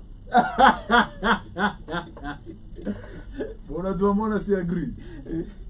Mimi na marafiki wana bonge la like 5 accounts lakini kichapo ni ile bwana. Wanapewa, bro. That's why nimekuambia Kichapo ni tutafute pesa. Wanaume wanakapitia hapa nje. Yo. Eh? Yeah. Huku nje. Yeah. Huh? Yeah. Dust is constant. It is the only thing that will remain constant. If vitu ingine itamari itachange nini, lakini dust constant, bro. But do you believe people are operating from, me I believe most people are operating from trauma. And you know nowadays Mike November will meet this lovely young lady. Yeah. Once kuongea talking stage, and when you guys decide to sawa, let's do this, both of you mkiwa peke yenu at the back of your mind unajua mimi naingia hapa nikijua huyu Iko hivi. na pia yeye anaingia Anaingia kijua. So mmeingia tayari mkijua either mtachezana ama mta, you know, and but I feel like kuna remnants. I feel like they still, the problem here is most of us, I don't know why it happens, but if you can really be in that situation of what you see is what you get. Like hakuna party yangu nimeficha. This is me. yes, What you see is what you get. come as you are, Come as you are. bila masks, Bila mask, no nothing. Hey, you see, usikope pesa, I'll never judge you. Yeah, usirent gari. Me, if you're a woman or you're a man, if somebody asks you for something that you don't have, please say, Sina. I don't have. Usianze kunipigia saa 9 usiku. Sina. Yeah. Kama umeniomba 500 Na sina. na niko na 50 na kuambia bro, sina 500, niko na 50. Ama umeniomba 500 niko nayo lakini ni ya siwezi. Usinione ati umeniomba 1000 na unakutana na mimi gari kwa full tank. Unaona ni kama nilikataa kusaidia. It's only that whatever you're asking me wasn't part of my budget. It wasn't, and sina allowance ya extra Yes, that I can spare for because this. the only way I can help you HR is kama nimeshajisaidia. Facts. That was telling you. Usually I was talking to a friend, na nilikuwa namwambia every single shit that is happening around you is happening around you because of you. Don't forget that. Bila wewe kama huko Hakuna, hizo shit zote una take care, tutazipeleka kwa mtu mwingine, itakuwa shida za mtu mwingine. Tutaomba mtu 500 tena. Wewe huko. So most of us look for money until we forget that this money is supposed, tunafaa kuishi. Hii pesa tunatafuta tu tuishi. Yes. We look for money until we forget that we are having a life. Yes, and bruh, let me tell you, people die old and bitter and rich. Yes. You've never lived. Bro, mimi, I cannot have 1 million kwa account na nateseka. Ati na save. Let me eat nishibe ni ndio sasa hawa watu wote. Unajua nikishashiba, I'm ready to feed other stomachs. Right? But now the problem is we look for money until we forget that we have a life, yani. And then it's called the disease of more. Yes. We never take time to stop, breathe, and realize. Juzi nilikuwa nataka kuwa hapa, but only ipata kama umesema sasa ni ile. No. You know, and I think one actual thing that I attribute to your period of COVID ni venye maisha ili for everyone. Watu yani tulikuwa tu hivi. Like people realize, hold up. Okay. Tulia. Napenda kupika, naweza jaribu recipe mpya. Naweza fanya hii. People are watering plants. Bro, we forget to live. I'm telling you. Mimi, I know people who are looking for money until amesahau yani yendi ana hii pesa yetu natafuta ni wewe ndio unatafuta yani. Asi hata naitumia kuishi vile inafaa. Ni wewe ndio unaendelea bado. Yeah. Like, why do I need 100 billion? Thank you. Yani why? Ufanyie nini? You know, 1 billion. You are supposed to eat 300,000 for the next 27 years. If I give you 1 billion today, or 50,000 every day for over 40 years. Yes. Imagine. Why do I need 100 billion? Bro. The disease of more. No. The disease of more. And I think a lot of us don't practice mindfulness. There's a time where you are now. Ulikuwa natamani kukua hapo. Lakini sasa hii naona atisiko. Mnaangalia first appreciate this moment. Yes. This moment yenye umepata, please appreciate. Yani, there's a time you really, really wanted to be where you are. Now you are there and you are not appreciating them. Even if you want to focus for more, you want to plan for them, Which is okay. which is okay. It's part of being a man and purpose and whatnot. Appreciate this moment. Remember back to what we were talking about. Know your why. Now, most people are not honest with themselves. Mike November, I'll ask you what you want with your life when you pay a whole list. And once you strip that list off of other people, list yako itakuwa fupi sana. Ndogo. Mimi nataka Mercedes, ndio wale madem walikuwa wananikataa mimi nione. nataka nikidunga wale mabwana. Like, why are you proving anything to the world? Nataka nitafute bibi yako ndio nikimpeleka home. Mimi have never proved anything to anyone. All of my life as child. Yes. Sijawai. Yes. I live for me. As you should, because you know what? If time yako ikifika, ile siku itafika, tutakuja, tukule, tuomboleze. Next week, mimi nimerudi shida zangu bana. Bro, kwetu mtakuja road trip. Tukilewa. Mukilewa. Ni road trip mnakuja huko Ugunja, bro. And we will only share such a small moment of, hey, Mike. And then it's back to... Do you know the funny thing about all this? Do you know the end to all this? It's death, bro. Yeah, and it's the one true thing that's promised.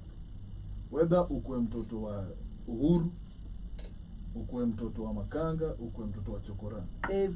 Everybody dies. Like, we look for this money day and night to live Yes. and all this, but Yes. the end game ni tukufe. Back to the soil. Yeah, hakuna kitu ingine. Yes. So all this, mimi naonanga watu wakiwa na, actually, you know, mimi nakuanga tu kwa zone yangu, Yeah. because mimi as you should, bro. As you should. like why the F should I be in someone's business? Haikuhusu. Inanisaidia aje, bro?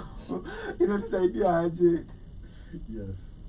Stick to your lane. And know why you want the things. Have a you want. purpose. Yes. You see, mimi na wewe tunaweza kuwa tunang'ang'ania dem moja na vibe yenye unampea, venye umemvibe ndio venye nimemvibe. But the question is, mbona huyu dem atakuja kwako? Mbona mimi atanikubali? Mbona aende hiyo side? Mbona aende hiyo side? Yes. It means there's something different with that person. It all goes back to that uniqueness I was telling you. Yes. There's something that person has Wenye wewe una. yenye wewe hauna. Sasa wewe tafuta yako wenye wewe uko nayo, huyo hana. Purpose. If you don't have a purpose, bro. Yes. Yani utashindanga tu wewe umeflop, unatoka huku inaanguka. Uende huku inaanguka. Uende huku. Because you don't have vision. Yes. Why you do? Mimi I always tell people, never do something that you don't have a reason. Ukiulizwa kwa nini umefanya hii? Nilifanya sababu. 90% of people unapata amefanya kitu kimuuliza, why did you do this? Anasema sijui. Like Niliona watu wakifanya. mimi for every bro, pesa I think sina. Lakini ile kidogo nimeshika. I can tell you how I used that money. Every single coin. Every single coin nimaipitia maisha yangu. In bulk. Wachana na thao hizo ni pesa za errands. But every single coin imaikuja in my palm. Because nilianza kupata pesa nikiwa mdogo, let me say that. It wasn't that huge amount of money, but it was sufficient. It was sufficient for the time. Because if at 20 years ningekuwa na 300,000, you see that was a lot of money back then, and that was in 2009. You get, but until today I can tell you how I spent that money. And every single thing I did with that money in account. You can account for it. I can account for it. Yeah. It means I had a purpose. If you ask me why I did that, I will tell you why I did that. Something people forget is that leo unaweza kuwa na 100,000 na kesho ukose 5 bob. We don't want to accept that fact. That is reality. Yeah, and it's okay. And it's okay. Panda shuka. Yeah, it is very okay. Yes. It doesn't mean some maisha yako imeisha. Hey, we have friends. First of all, if you are my friend, I will have to tell you the truth. As you should. That's why you're a friend. Yes. Nobody is doing anyone a favor in this friendship. ni wewe uliamua kuwa rafiki yangu na mimi nimeamua kuwa rafiki yako. Tusidanganyane. My friends they know. Yeah. Mimi sijui kuweka mtu. But I'm telling you this because I'm truthful to you. Mimi hata ukiwa best yangu na nafanya vitu za ujinga, I will tell you bro, hizi vitu maanza kufanya mimi naona tu mimi nikikuchorea. It is your life. You do whatever you want with it, And but it's okay. as long as it's touching me along the line, sitaki nipakwe matope. Just by association. Just by association. For our friendship. For our friendship. Yeah. So tukue tu real to the core. Yes. And me, I won't feel offended if HR you tell me Mike ile show ulipiga juzi ilikuwa mbo. I won't feel offended nikitoa ngoma nikutumie usikie na uniambie hii ngoma bado iko chini. Iko chini. It means you are helping me grow. Yes. Mimi, I really listen to people's music before sitoke studio.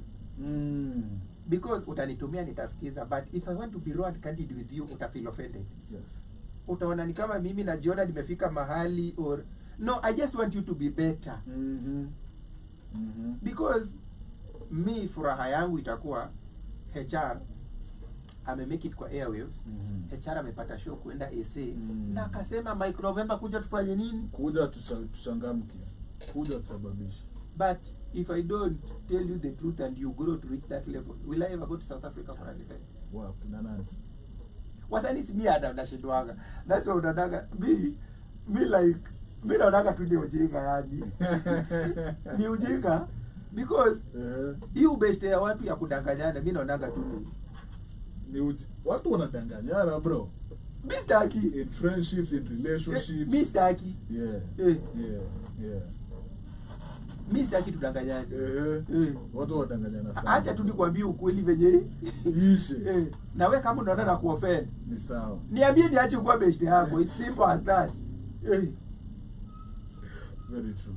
Because if you are my friend and I see you doing a bad thing and I tell you, you will up your game. If I'm also being a true friend. Yes, but it's not for my benefit. Yeah, it's for, that is what people forget. Yeah. It's for your benefit. Because when you grow, me as a friend, I'll be proud of you. True. It's only best for us if we win as a team. Because kama sina mia nitakuwa na kuomba. Unajua ule mtu mwenye kwa group yenu ule msee ushinda amesaidia kila mtu. Yes, siku yake ikifika ataga mtu akumsaidia. People even get offended unatuitisha we. But wewe umeshindanga ukipewa watu 500, 200, 800, mtu amekwama, anataka fare ya kuenda wapi sijui wewe ndio unampea. But wewe time yako ikifika, actually hatuwezi waomba because you literally know they don't have. Yes. So why won't I, if I get an opportunity, I empower everyone here? Ndio exactly. Ndio ile siku ikifika. Tusiombane Yes. sana. Ndio ile siku ikifika yangu, pia mimi niko na mtu najua nikipigia simu HR ni aje nisaidie na 20. Sawa. Nipewa nao. Kama unaniambia bro saa hizi yenyewe si? Hiyo imetushinda. Kwanza kwa hii usanii yenyewe tunafanya. Reason sijaielewa though, but me sijai feel there's a reason why nafaa kukazia when an opportunity comes. Yenye inakani yako. Yenye inakani yako. You are the right person for this. True. No matter how much I can want to do it. And it's I will. okay. It's okay. It's okay. Like it is very okay. And it takes nothing away from you. For example, me every time I've gotten a show to perform, nabebanga mbugi yangu. Huu ni rapa mnoma. But this time ni mimi ndo nime. Kwani mimi nimefanya events ngapi? Ushaona nikifanya event peke yangu? Ati ni Mike November tu. I'm losing. A candle loses nothing by lighting another candle. If anything, it becomes brighter. Ni giza ndio tumepunguza kwa hii nyumba. Ingine ikikuja ya kesho ni giza tumepunguza. But mimi siwezi kuita best yangu. Wewe ni accomplice bana. Wewe si best yangu bro. I'll see. Si hapa kwa ubeshte unajua ubeshte ni two way. True. You are my friend, I'm your friend. Na kuna ile ubeshte ya wewe ni beshte yangu. Mimi si beshte yako. Mimi si beshte yako. Wewe ndio beshte yangu. Mimi si beshte yako. So and you see, friends tell each other the truth. Mimi, that is the only thing I celebrate about friendship. And all my friends, they know. Mimi, I will tell you the truth the way it is. If you feel offended, I don't have a problem. Hiyo ni mambo yako. But if I want the best for you, I will tell you the truth. You feel offended, you feel whatever, but if you are a intelligent person or a smart person, utajua tu yenyewe kitu umse. There's something people forget. Smart, there's no school that teaches people to be smart. It is something you are born with. That is why I can have 100 million and I pay you to come and advise me how to use this money that I have. I have. Yes. It means uko na kitu yenye. True. That's why people have legal advisors, because maybe I'm able to get the money, but I don't know what to do with that. So I pay you to come and tell me how to use my money. That's crazy. Yeah. You see how crazy is that? Yeah, that's crazy. it's out of this world, right? Yeah. Because I'm paying you to come and tell me how to use my money, of which I could have decided to use my money the way I want. So kila mtu kuna time mwenda wazimu anasemanga kitu iko right. A broken clock kuna time inasemanga the right time. At least twice every day. Yeah. So why are you feeling offended when somebody should not take from people is opinion. Opinion should not affect you. Opinion wachana nayo. I am only responsible for my actions. Your reaction, bruh. That's your shit. Even though umeamua. But advice. Advice is the most important part of decision making. Because you may have a million bob sahi. You want to buy a car. Then you decide to borrow a leaf of an idea from Mike November, because Mike November loves cars and know more about cars. But you see, before you come for my advice, there is a car you have in mind. Right? But the opinion of oneself that you have is not sufficient enough for you to make a better judgment about the situation or what you want to do. You will borrow a leaf from me. You will tell me, I wanted to buy TX. And I will tell you, from my experience na gari, na venye nimeendesha magari, TX iko na A, B, C, D. But if you want to go for a TX, either you go for a TZG or a VXL. But don't go for a TX. A TX model. Yes. And then I tell you, but if you feel but if you still feel like you want to buy a TX, it is okay. But maybe later, itaanza kukusumbua. If my advice is good enough to convince you not to buy a TX, you will buy what?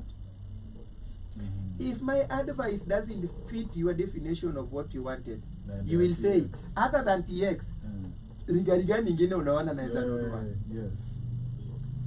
You don't come ask me for an advice. I give you an advice. You decide not to use my advice. You go use your advice, and when you are crumbling, you come back to me. Yes. You don't do that. You don't do that. If you wanted to use my advice, you are not even supposed, bro. No.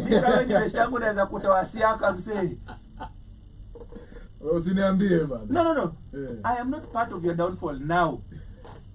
I gave you my when thought. I tried to help out. Yeah. And I'm not feeling offended. I am not feeling bad.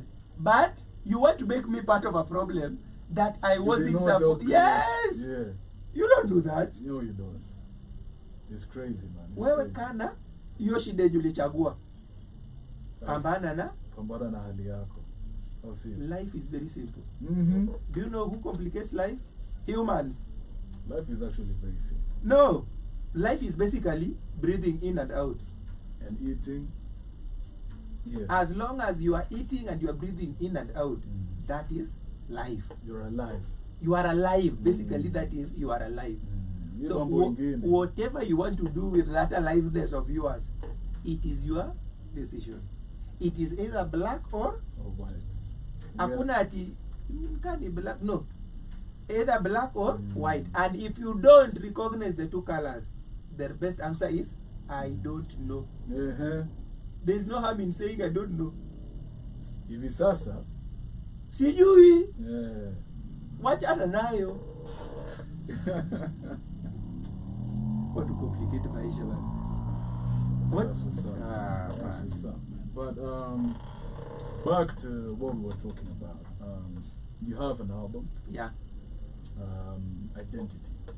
Niko na Identity album hiyo ilikuwa ya 2018 And you have the EP. and I have the EP, The Yeah. Rise of the 13th. 13th. Tumepiga story yani mpaka tukasema yani. So what's next in the I have an album that is coming up. Okay. Inaitwa The Musical Soldier. Nice. Nice. I'll come back and tell you a story about that album. The name. Enough. But- Do we have any prospective dates? I was planning to release it this month, but now some songs hazijaisha. Okay. Currently I'm working with DJ Thamos, ndio producer wangu sahi, but Red Sea bado pia ni producer wangu. Huo mse ali change. I think you as a musician you know how to transform from another genre to another one. Inakwanga kazi. Actually Red Sea ndiye ali make sure that happened. Huo mse yani alinipea a different view of music. Kabisa. Because you see hata the Kenyan artist wenye walikuwa wamestick na hiyo kapuka mpaka leo hawaendi mahali. Hata Genge. Si unaona, si unajua hata Jua Kali anatoa ngoma sasa hivi. Yeah. But haiendi kuna mahali, mahali right? inaenda. Because you cannot do the same thing over time and expect different results. When dynamics change, change. you also change. Yeah. Because siwezi kuwa Nigeria wana take over the world na Afrobeat na we utaki. Change is good, Change is inevitable. very good. Yeah. People who don't accept change, you don't accept, but now when the change decides to change you, hapo ndio penye kuna shida sasa. So hiyo EP nilitoa 2020. Nimetoanga several singles. I think umecheza kadhaa. Yeah. Nimetoa several singles. Hata sasa hizi niko na ngoma mpya iko na 2 months. Yeah, you and Kaki. Alongside Kaki. Yeah. Jam moja amazing sana. Noma sana. Jam noma. Wajua na Kaki tulikuwa shule pamoja. Mlisoma chuo moja? Primary. Walai. Gardens. Kumbe nyinyi watu wa hii mtaa bado. Kaki is an amazing artist. He's a dope guy. Sana. Yeah, man. So, besides the album, Besides the album, Yeah. mimi niko na studio. I have a studio inaitwa Military Touch Studio. Iko na 2 record labels. Kuna Military Touch Pictures yenye inadeal na photography na videography, then Military Touch Music yenye record label yenye inadeal na ngoma. Hizo ni subsidiaries za Military Touch. Military Touch. Are there any artists under the stable for now? Or This is what I said. And let me say it again. I will never sign any artist. Msanii huwezi ufai kusign msanii. I will give you an opportunity. Yeah, It's the best I can offer. Yes. I'll give you an opportunity. Come, do your thing.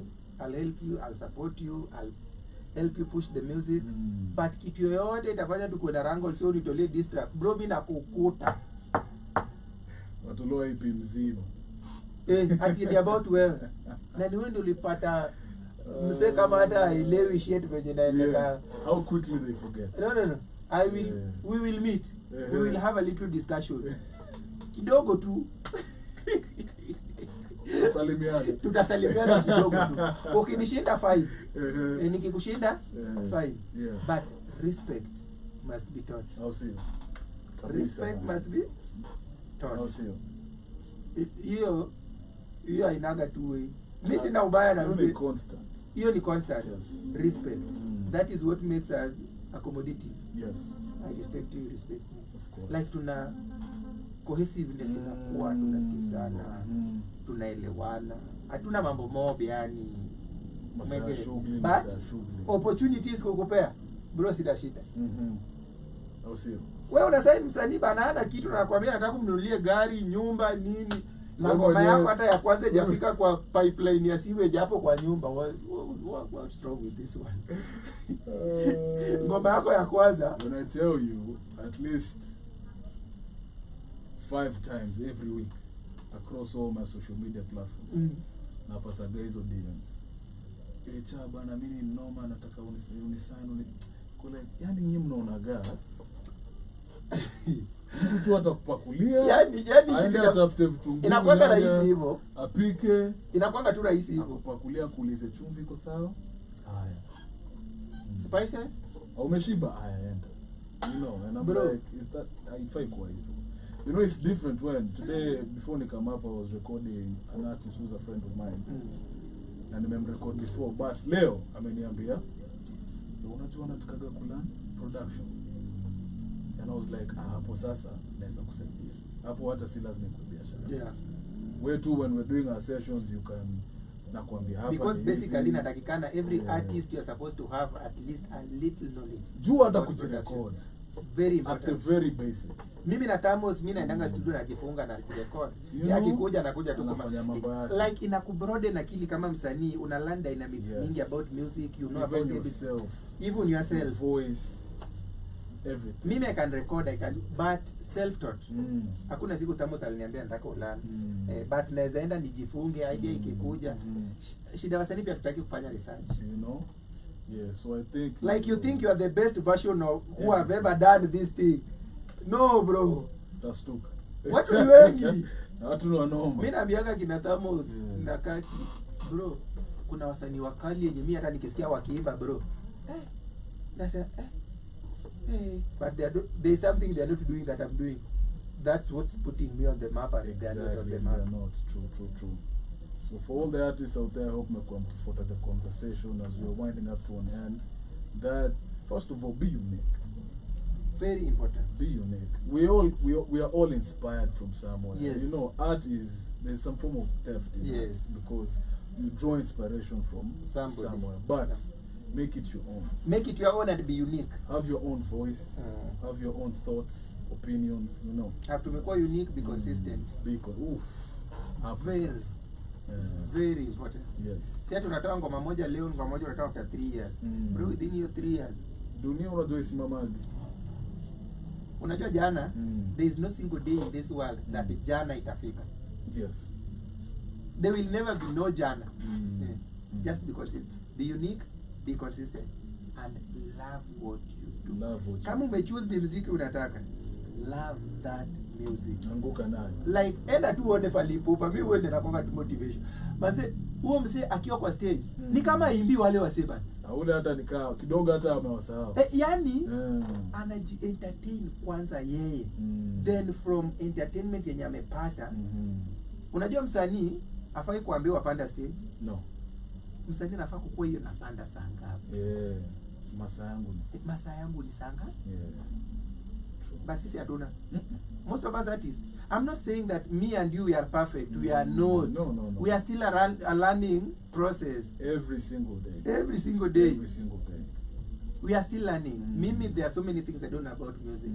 But the little that I've learned, when I speak about it or you speak about it, you are giving motivation to that young artist who is coming out there. True. Anajua, that's why unaonanga mimi ukienda kwa YouTube yangu utapata nimeupload BTS za video studio session, so that if mtu akiona asione hii kitu inakuanga tu rahisi.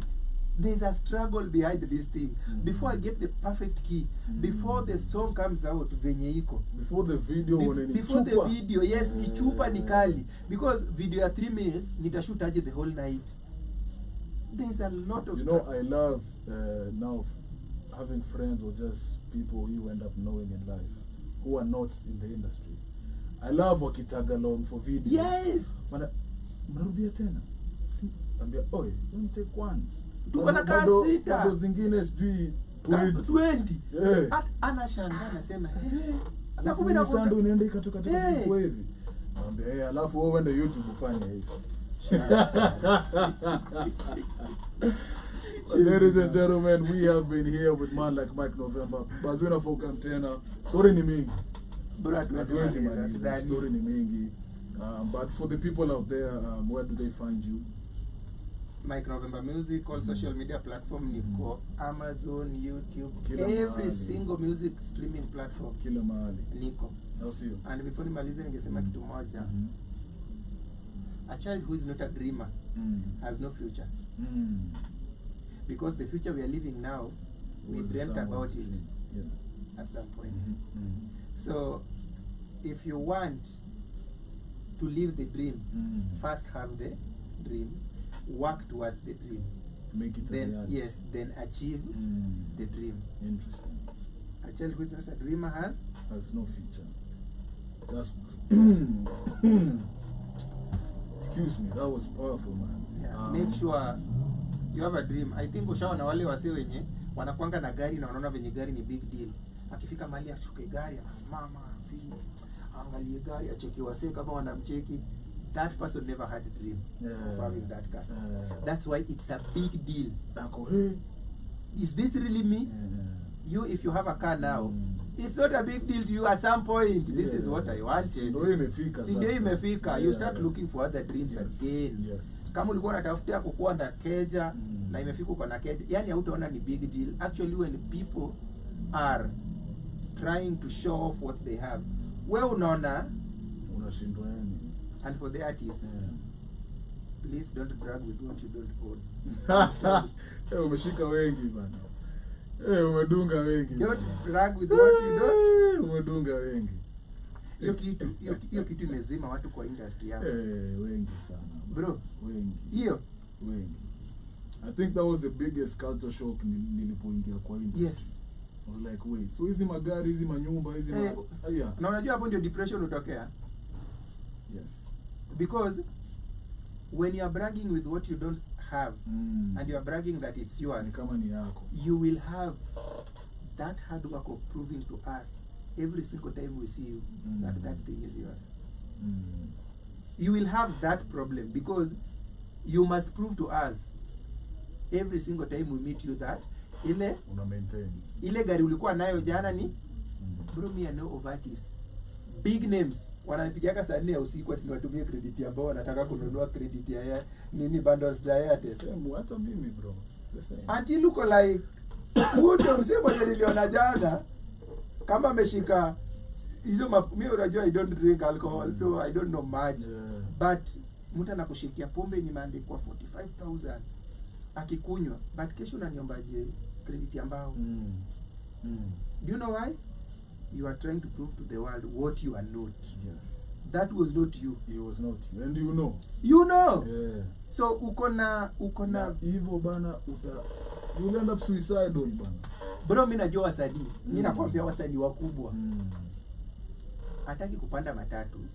Lakini hana pesa ya Uber. Like if you feel like you don't want kupanda matatu na una pesa ya Uber, so kae kwa nyumba mpaka upate pesa ya Uber basi. Wacha kutusumbua. When on the internet you are showing us how you are balling, how you no. Mimi what I mean kwambia. Me I think because I think also people who are my true fans understand this. But unajua unakuwa na fans type mbili. Yeah. Kuna wale the true fans. Yes, wale wenyewe die hard. Alafu kuna wenye ulitoa hit song ama ulionekana na ule ama hao wanashtuka na mimi sana. Because me tutapatana not only in Rongai. Mimi tunaweza patana na wewe Westlands nimevaa slides. Yes. Na sweatpants. Because that's you. That's me. Ikifika masaa stage utastuka na metameta. Video na metameta. But haimaanishi ati sasa tunaenda kwa duka. No. Unajua. Bro, if you decide kupiga luku umepiga ni yako. Alafu there's another thing artist pia tunafanya sana. Success is not friendship transmitted. If you roll with celebs, it doesn't mean you are a celeb.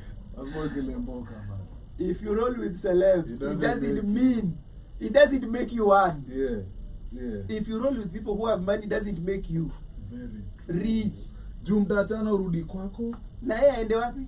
Yeah. Juu hata ule msata aenda kukununulia pombe ya 50,000. Sasa kuenda home hata kupeangi fare. Anaingia geo machine. Anaingia machine yake. Nyinyi mnapangana venye mtachanga mfike home.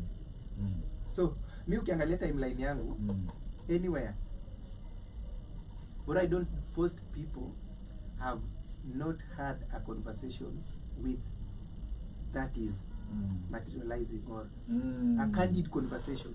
Like I cannot meet you, I ask you for a photo, then I go make you famous in my timeline to show people that I met you.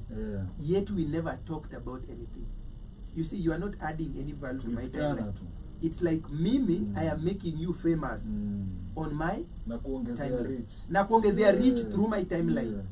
Because if tulikutana, tukasalimiana. Sini sawa. Tukaongea, have candid conversation.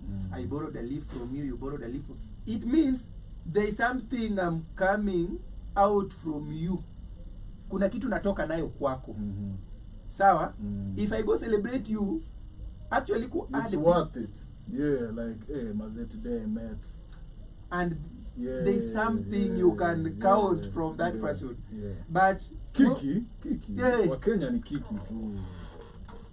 Napendaga kusema. bro, sasa Wakenya wana kakitu, hata mimi sina ndio, lakini ni vile mimi sionyeshi watu niko nayo na sina. Mimi kama sina. Hii ingine hii. Bro, sio wanateseka. I'm not hating. You don't even need to, I'm not hating, but in any disguise, because there is an artist somewhere and I look up to those people. Nampea pressure.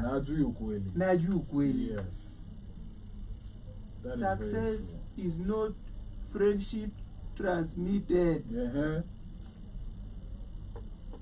Ukitembea na watu famous, haimaanishi pia wewe utaball venye wana ball. Wewe ni errand boy. It's a sad state of affairs. Imagine wanda unatumago to a jacket kwa gari, ulete power bank. Tendo niweke simu kwa gari. Icharge ama kuna power bank yangu iko hapo kwa siti ya nyumba. Tukiangalia social media yako. Bro, social media yako inasema maajabu. You will never get me. Yeah. Mimi, you will never. Yeah. Never, no. It's such a sad. No, I don't do that. It's such a sad thing. Like wasanii, actually we are talking about this because we are artists, and at one point these things we were never told. Yeah. You get? Sisi tulijipatanga tu, yani tumesurvive tu our way out juu nini kubambanya hapa na pale, and somehow itakuwa haitakuwa. But if you get that opportunity to tell people the real thing, it makes a lot of sense, right? Because you're enlightening somebody who wants to be this, but I don't know, ajui whatever this involves. It involves a lot. It's not a walk in the park. Usidhani kitu utaamka tu leo na imeanza kuhappen. No, it doesn't happen that way. That's what's up. Final question I like asking my guests. Yes. What do you tell Mike November 10 years into the future? I can look back into this interview. I made it out. Come on. I made it. I made it here. Yeah. Because without this day today, the 10 years in future will not be there. Yes. Yeah. Okay. This day defines the future. That's what's up. So 10 years in future, Mike November. Shush. I made it. Yes. Ladies and gentlemen. Oh, I forgot to say something. Okay. I have a clothesline. You always see me rocking it. Yes. MN. Yeah, MN wear. It's what I wear, like. Niko apparel zangu kuna viatu, slides, boxers, bras, t-shirts, sweatpants, hoods, hoodies, makofia, kila kitu. But still they commercialize sana. Okay. Though iko kwa market, kuna wenye wanaivaa, kuna wenye wanainunua, kuna sio kia, lebo ni kali, can I get a piece? But what's the plan? I'm saying that because they launch. Okay. But I'm planning to do that. Okay. I want it to be worldwide actually. Nice. I always tell people here itakuja nilisha mawaji. Nice. MN wear. MN wear. Yeah. This is it. Mimi nataka yangu bana hata moja. Itakuja lazima. I'll see. Yeah. Kabisa, man. Ladies and gentlemen, boys and girls, this has been Mike November ndani ya Wosterada. Catch us every Saturday 3 to 5 p.m. Catch me every Tuesday and Thursday on the Black Kings frequency with the best. Signing out. I'll see you. It's a military touch. Yes.